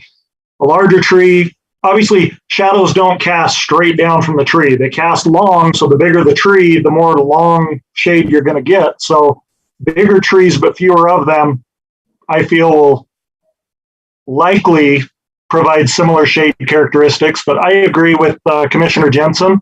If we were to add 3 more trees in that lower section, I feel that would offset the non-trees where the semi-turnaround is. And I'd feel comfortable with that stipulation of just 3 more trees in that lower one. And I don't think it's, lacking the idea that maybe we do the either 20 by 20 in these areas as well, frankly. Yeah. I don't think that's difficult to consider. And frankly, these will have the same. So, I'm with you on the idea that we're running through an experiment. We're optimistic that it will work. But again, 3 more trees should not be a deal killer at all. Yeah. And I just like to put in a plug. We can't require it, but I highly encourage covering the bike parking. As a cyclist, I hate it when my bike's out in the rain. And so I'd much prefer just a canopy over the bike parking to keep some of the rain out. I know the wind blows and it's not perfect, but to have some sort of structure over that would be a suggestion I'd make. I appreciate your suggestion. I know there's places across campus that we put some canopies. For example, in Heritage Housing, you've probably been up in that area as well. And Commissioner Henry, and you've probably seen those where you can lift a bike and put it up and, those kinds of things. And certainly they get a lot of use. And so certainly something we could discuss back on campus, the idea that do we consider having more coverage for bicycles to encourage more cycling. This is a campus planning topic from my perspective, not necessarily something pertaining just to this project, although you could be specifically talking about this one right here. And I think you were, the idea of this specific bike area. But at this moment, we're with today's economy, we're really up against the wire in terms of money. And, last year we've got reports that we get from, national organizations, et cetera. Inflation in the construction world was 24.6%. And then it settled in at the end of the year, settled down to 19.6, I think, or 19.7 by the end of the year. This is pretty hard pressed to build this new building, but we'll do our best to try to get approvals on the financial side to get this built as well. So I'm a little concerned about adding more cost to it at the moment. And I hope you understand that. No, I understand that. Yeah, construction cost has gone out of control. So yeah, I understand that. So thank you. I think your suggestion, though, is a good one for us to go back and talk about. And I'm sure that our biking and parking committee undoubtedly has talked about these kinds of issues, and we'll continue to talk about these types of issues as well. Yeah. I'm looking at Nathan Summers. He's nodding. Yes. So okay. I don't sit on the committee, so I was guessing, but I've had enough conversation with Nathan to know that these things are debated often, which is great. Awesome. Thank you. All right. Additional discussion.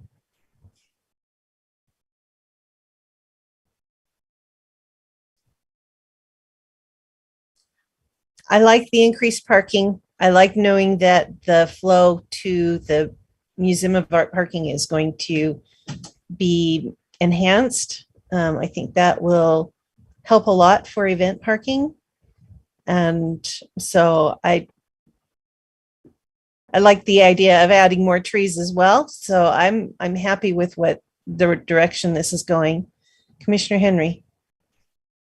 Sorry, one more comment. Along that north edge, it was mentioned earlier that that's going to be blocked off. Can you elaborate on that a little bit more, since that's going to be parking for the overflow? Excellent. Great question. One of our major concerns, and you've seen it probably on other locations on campus, and it is the pedestrian safety in parking areas.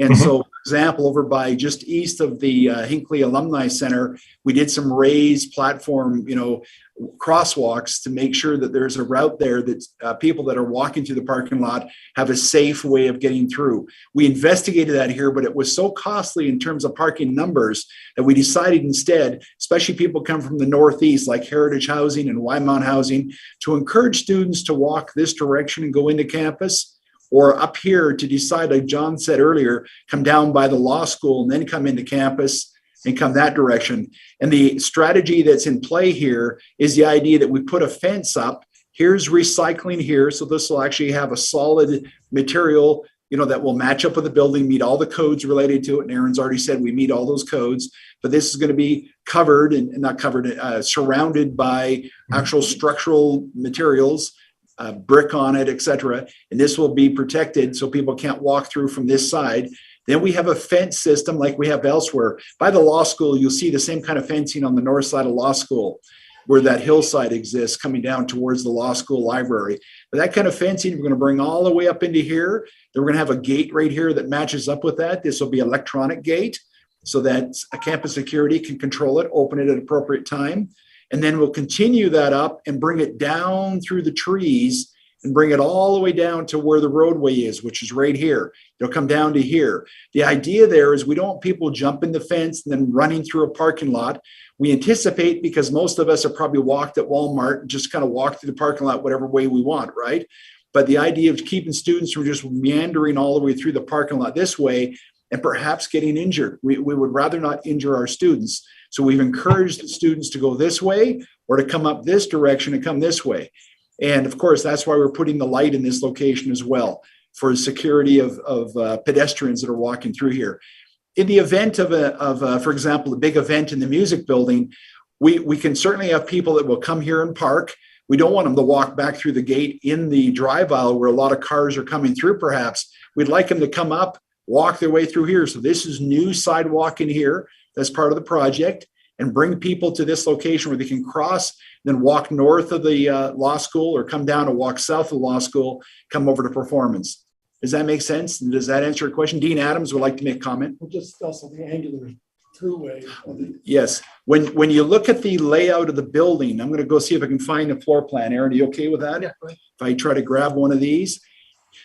We have lined up this north entry and this triangulated shape to match up with the MOA that sits right about here and has a triangle on the second floor. We've aligned those. The idea of the students and others coming through here, they can come this way, then they can walk their way through the building. They have to change grade because there's about 15 feet of grade change from this side to that side. But our main entry at the south is here into Brigham Square. And the north entry I just talked about here, and it's if you look at the elevations, it's a very wonderful greeting way to bring people in. But the idea here, like we did on life science, we designed it with science on display. And a lot of students will come up the campus, come through the life science building, because that's quite a change of grade. It's like 74 feet. In this area, we wanted to have art on display. So the idea that people come through here and see this as a fine arts building, undoubtedly the dean will do things in these lobby spaces and allow them to come through. Now I'm getting pretty deep in the trench here. Am I answering the question that you wanted to hear? No, that's very cool. It actually helps me to realize that, is that north entrance more or less the front door to the building? That is one front door, the other front and there's another there. And so the idea that, let's say we have somebody coming, there is a proscenium theater design in this as well. So the idea that people coming could come this way after they parked here, they could come this way, come over into the building as well, and come to that theater that's in the center of the building. Okay. No, very cool. Thank you for showing that. That's awesome. Yeah, that answers my question. And I do like that idea of keeping those pedestrians out of that parking lot, and knowing that there's a loading dock there. It kind of feels like that's all just kind of utility area anyway, so we don't want pedestrians there. That makes a lot of sense to me now. We actually have an underground vault right here and the vault access. So it is very back of house here. There's dock area, there's transformers. All of these are screened and protected. Again, we don't want the flash potential of somebody near a transformer, so we try to protect all that kind of stuff in today's world. Yeah. No, very well done. Thank you. Well, thank you. Appreciate the question. Okay. Additional comments, questions? Are we ready to entertain a motion?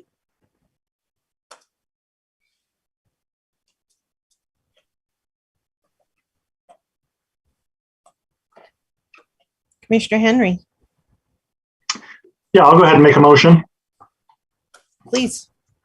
I recommend we approve item 1. Brigham Young University is requesting project plan approval for a new arts building in the PF Public Facilities Zone located approximately at 650 East Heritage Drive on the BYU campus, with the stipulation to add 3 trees as discussed in the south parking lot. All right, any discussion on the motion? Do we need to state what our findings are that have allowed us to give that exception, staff? I've noted them, but if you want to reiterate, that'd be fine. We could say something like due to the experimental nature of the soil planting on campus. Yeah, we prefer some insurance of some extra trees to meet that 50%.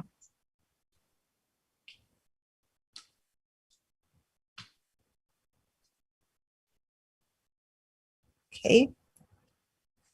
I didn't get a second on the motion. Do we have a second? I'll second it. Okay, Commissioner Jensen. Any other discussion?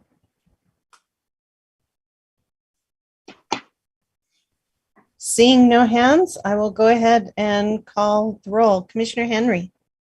Aye. Commissioner Knudsen. Aye. Commissioner Fife. Aye. Commissioner Miller. Aye. Commissioner Gonzalez. Aye.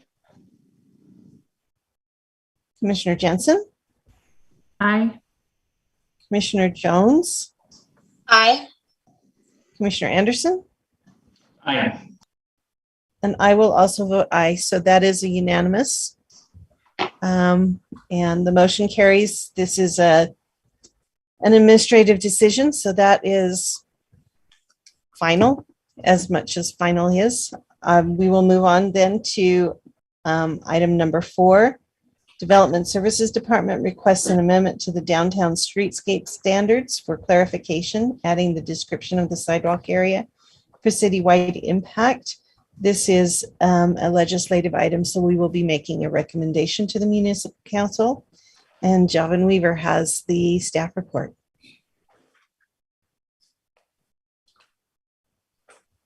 All right, thank you. The downtown streetscape standards were added to the IGR code back in 2016. They were amended in 2019. And as staff has worked with additional projects, we saw a need to just add additional refinement to these standards as we see development come through. Some of the changes that we're proposing is to remove community development services and rename it as development services. We're changing the dimensions from feet, or correction, from inches to feet within some of the text. We edited the graphic on screen, just adding some text saying additional pavers would go along curb edge and moved an arrow. We added text of west side and east side for directions on a cross section. When this text was initially adopted, this section of code was in the standards, and it inadvertently was removed in the 2019 revision, and now we're adding it back. This also is not only a recommendation from planning, but also in conjunction with Parks and Recreation Department, as they see that this is a need within Center Street. The frontage zone, just to describe what these zones are, if you're unfamiliar, the frontage zone can be an area where adjacent to a storefront where menu items can be placed, planter boxes if they desire to have there. Pedestrian zone is an area described that needs to be clear of obstructions for pedestrian traffic to move throughout the sidewalk area. Amenity zone is where You're going to find street trees, benches, street lights, and such in that area. And the buffer zone would be areas that are going to be enhanced landscaping, as we see, especially on Center Street where some out proceeding is. We worked especially with Parks Recreation Department on updating our street tree table on trees that they see best fit for within the downtown area, and this is to reflect that.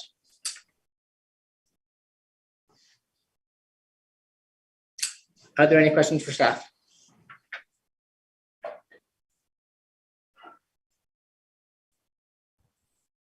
Commissioner Henry. If say a restaurant were going to put tables and chairs out on the street, would they do that in the amenity zone, or would that be in the amenity zone? Or sorry, the frontage zone or the amenity zone? It could be in the frontage zone. As long as we're keeping the pedestrian area clear, they technically put something there in the amenity, but we would prefer them to be in the frontage zone. In the frontage zone. Okay. Okay. Thank you.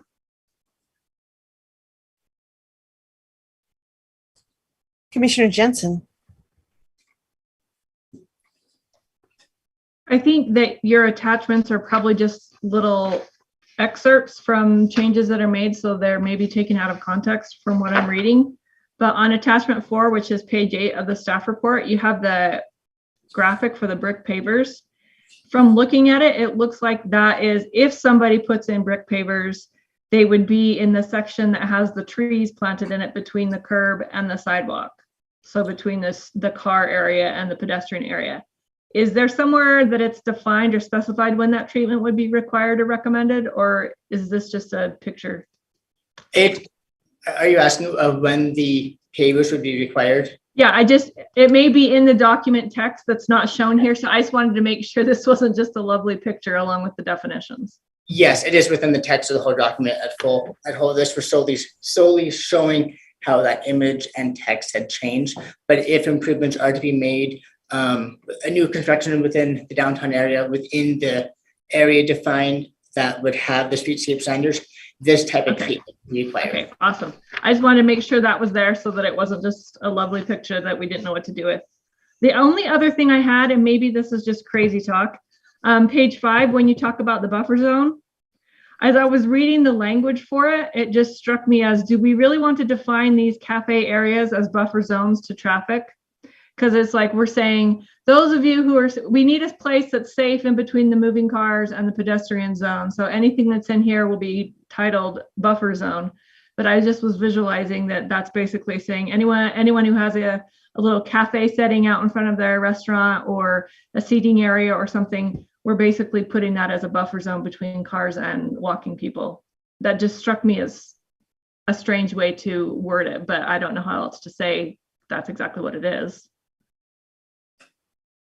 Right, I understand that. And as I talked with Parks on this specifically, as areas of Center Street can be redone or other areas within this area defined, they would be looking at adding these cafe areas within that buffer area. And for terminology, that's the best preferred term. Okay, so we're okay calling these seating areas as traffic buffer zones, right? That's what the question boils down to. So I'm probably making something out of nothing, but that was the only thing that jumped out at me as a weird definition. So you can say thank you, Lisa, and you can carry on. I just wanted to throw that out there for whatever it was worth.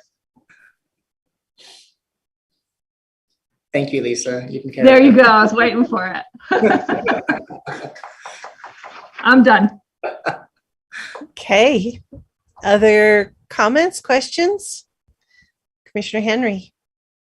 Yeah, along with Commissioner Jensen's comment, if there is seating or dining areas in the buffer zone, would there be a fence or bollards or anything to protect those areas from a car haphazardly leaving the drive lane? As Parks looks at some of these areas, I think you would see what's been done existing right now outside of Third West and Center Street by the Remax building. There's a fence there kind of around it, kind of by Guru's There's a perimeter fence on it too. So there's for the safety measures. Okay. So those Will those be like traffic rated in any way, or is it just any fence the owner can come up with?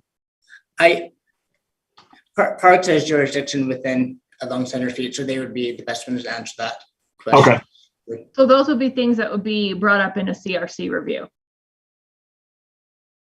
Yes. Okay, cool.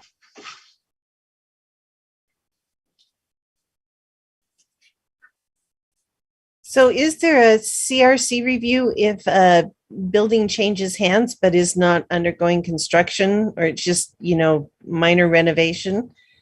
Does that kind of thing come through?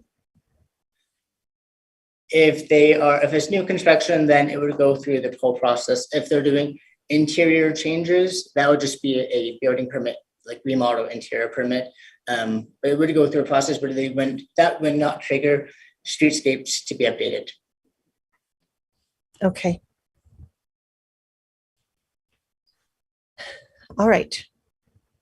Other questions or comments? I don't think we have anyone waiting to make public comment, but I believe we need to open up the item for public comment. No public comments, 30 seconds.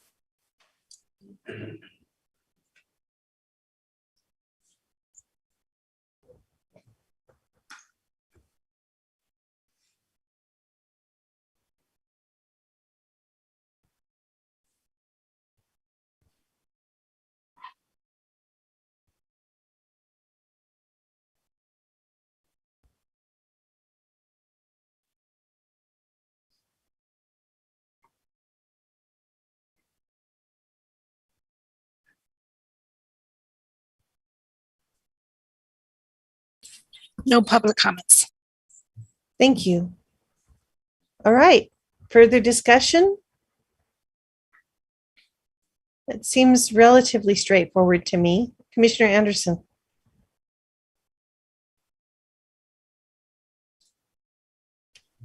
Dave, you're muted.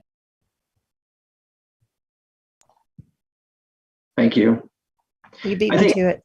The first questions that I have are, maybe Brian, if you can help me with this. For me, the tree species are really, really important for a handful of different reasons. Probably the biggest one being that I really feel like the use of pavers, and there's one project, maybe others, but one that I've seen that it's on the block between 4th and 5th South, about 1st West, where a building's been built and pavers have been installed along the frontage with street trees. And I think it can be a really, really sterile environment where you've got asphalt from the street and a curb and pavers and then a sidewalk and then a building.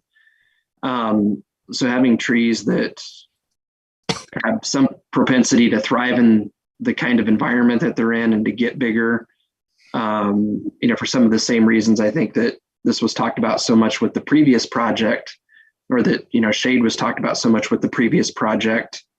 Do you have any thoughts about any of the specifics on the tree list, Brian, that are maybe particularly good or bad? I didn't go really deep with these. I was a little bit concerned though. Hibiscus syriacus, Rose of Sharon, is a fairly small tree, which means branches are going to be coming out at walking height, as well as Malus spring snow. And there was one other kind of borderline with that is the Cercis canadensis forest pansy. They can have kind of low branching. They can be pruned up, which isn't hard to do, but they don't naturally grow that way. And then in place of the frontier elm, I would recommend the Lewis and Clark. I think it's a better elm. If we're only going to have one elm, I think that's a better one than the frontier. Tulip tree, I agree. That one shouldn't be on there because that's pretty messy. I also question little leaf linden. That's a tricky one. because it can make quite a mess, but it smells so nice. So that one's a little tricky. Zelkovas, they're great for streets, but they're getting overused. They seem like they're everywhere. I'm always up for English oaks.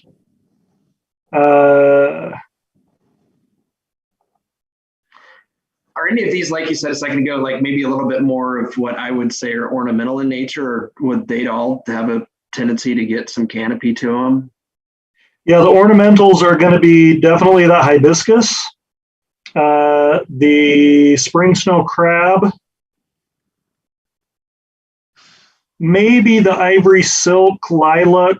That one again is borderline. That one's kind of a 15 to 20 foot tree. Also the hawthorn, I'd have to look at that particular version of hawthorn. But those ones do have thorns that are pretty. I mean, they got like a 1-inch thorn on them.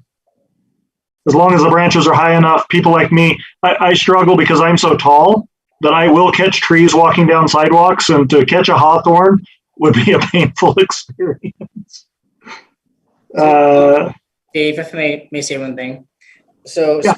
Specifically with a couple of these trees that are being brought up are not being proposed being changed at the moment. But the Mala Spring Snow, that's in an area where we have a 12.5-foot wide pedestrian pathway. So it wouldn't necessarily be in someone's face. Okay. And these street trees, the species that were brought to me from Parks and Recreation Department, came up with these trees, working with the urban forester on these specific trees. It was done in collaboration with them. Okay. I agree though with Dave Anderson's comment. In a downtown space like this, you want trees that have high canopy so that you can see the fronts of the buildings and you're not blocking signage and such. Most of these can be trimmed up, but yeah, just those ones I mentioned, I question and I think should have a second look at. But definitely something that branches up really fast and doesn't get leaves till 10 or 15 feet up are much better in an urban environment than something that's kind of rounded on the bottom and has leaves right to 5 or 6 feet off the ground. You usually don't want those in an urban environment. Yeah, I mean, I'm bringing this up in part because I've seen trees that have been in the ground for quite a while and they haven't grown. And yeah. I think it's this is the most important environment I think that communities have, streetscape and that type of a thing, and a genuine effort to encourage people to get out and to walk, and that kind of a thing for a good part of the year really can be supported by having good tree canopies. I don't know if there are minimum spacing requirements or not, but Brian, any thoughts about that? How often trees should be placed along a right of way and that kind of a thing? The closer trees are together, the higher their branches are going to go. So I think the lone tree is where you end up with more problems. I'd prefer trees 10, 15 feet apart, even if they have a 30 to 40 foot canopy, because that forces them to go straight up and get that canopy up out of the walking areas. And as far as lifting sidewalks, I don't have any concerns on these lifting sidewalks. But yeah, minimum spacing, it really depends on the tree. That oak can get to 50, 60 feet wide, where some of these others are going to be 10 to 20, maybe 25 feet. So it kind of depends on the tree on your spacing. But the oaks are going to last 300 years. They're not going to be like the ones we have now that are all the sycamores. Sycamores unfortunately have a disease that there's no cure and they're dying all over the city. So, but oaks don't have those problems now. Of course, the London Plains didn't have that problem when we planted them, but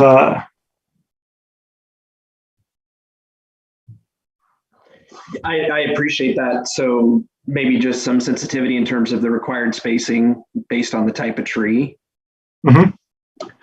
One last thought, Javin, the Catalpa speciosa, it's a really cool tree, but parked near cars, it drops sap and can really make a mess of anything below it.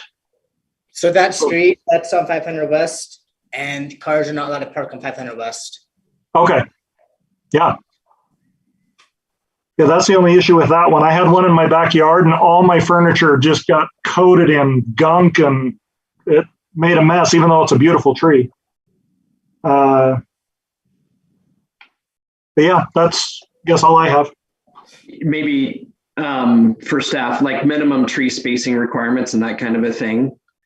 What do we have on the books today related to that? Within our standard, it is between what? 1 second. I think it varies between street type, if I remember right. 20 to 25 feet for spacing, but 100 West, they are 20 feet spacing. Okay, I like that. So, I mean, I'm a big fan of periodically revisiting required street tree lists for a lot of reasons, and I think Brian touched on some of them.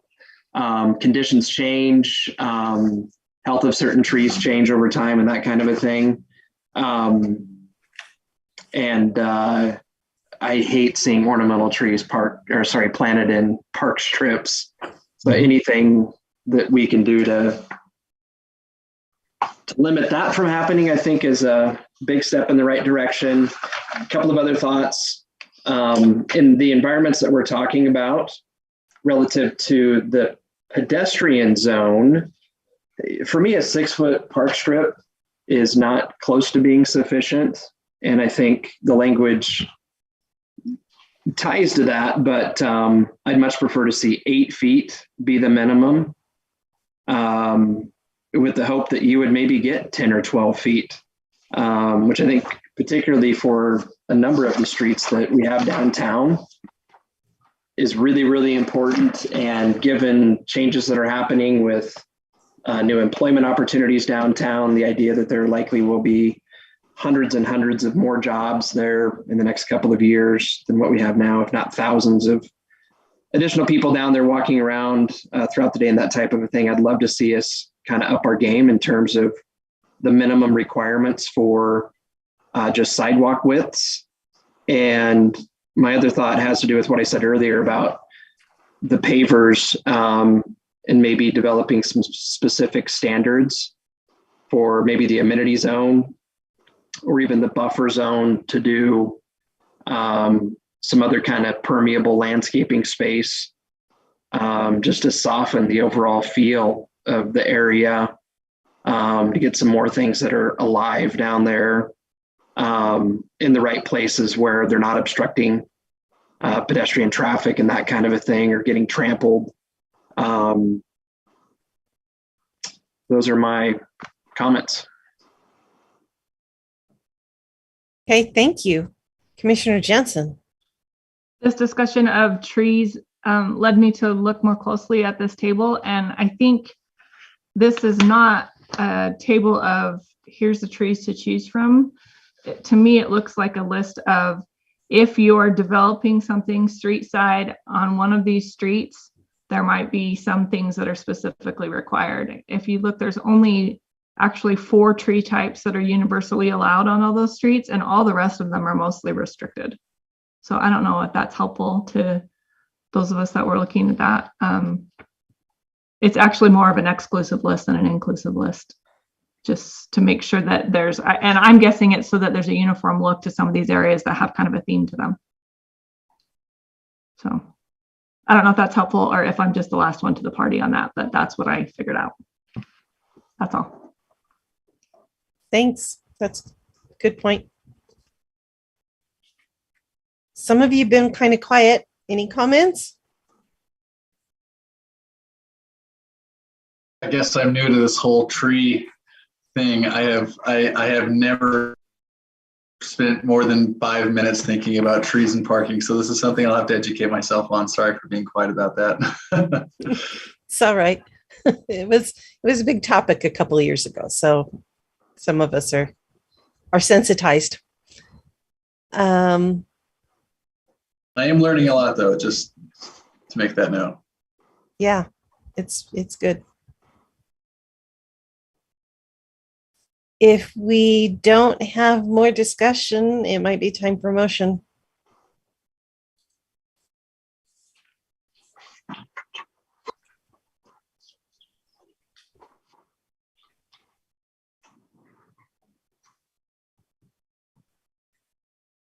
I can make a motion if we need it, if we feel good about it. Thank you. Yeah, I make a motion that we recommend approval for the Development Services Department request for an amendment to the downtown streetscape standards for clarification and adding the description of the sidewalk area. Okay, do we have a second? I'll second. Commissioner Jones, thank you. Any discussion on the motion?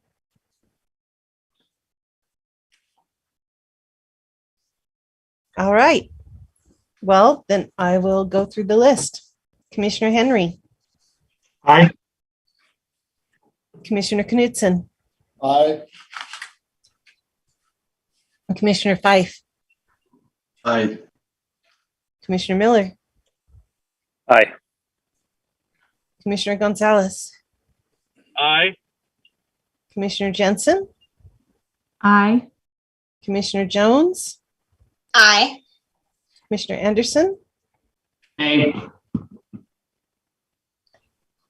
And I vote aye. So that is 8-4 and 1 against.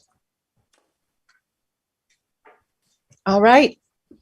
2 items on the agenda. Do we have any other items of business that we need to discuss before we adjourn? No, we don't. Okay. Motion to adjourn? I move to adjourn. Thank you, Commissioner Jones. Second? I'll second. Commissioner Fife, thank you. All in favor? Aye. Aye. Okay, any opposed? See you in a couple of weeks then. Thanks, guys. Thank you all.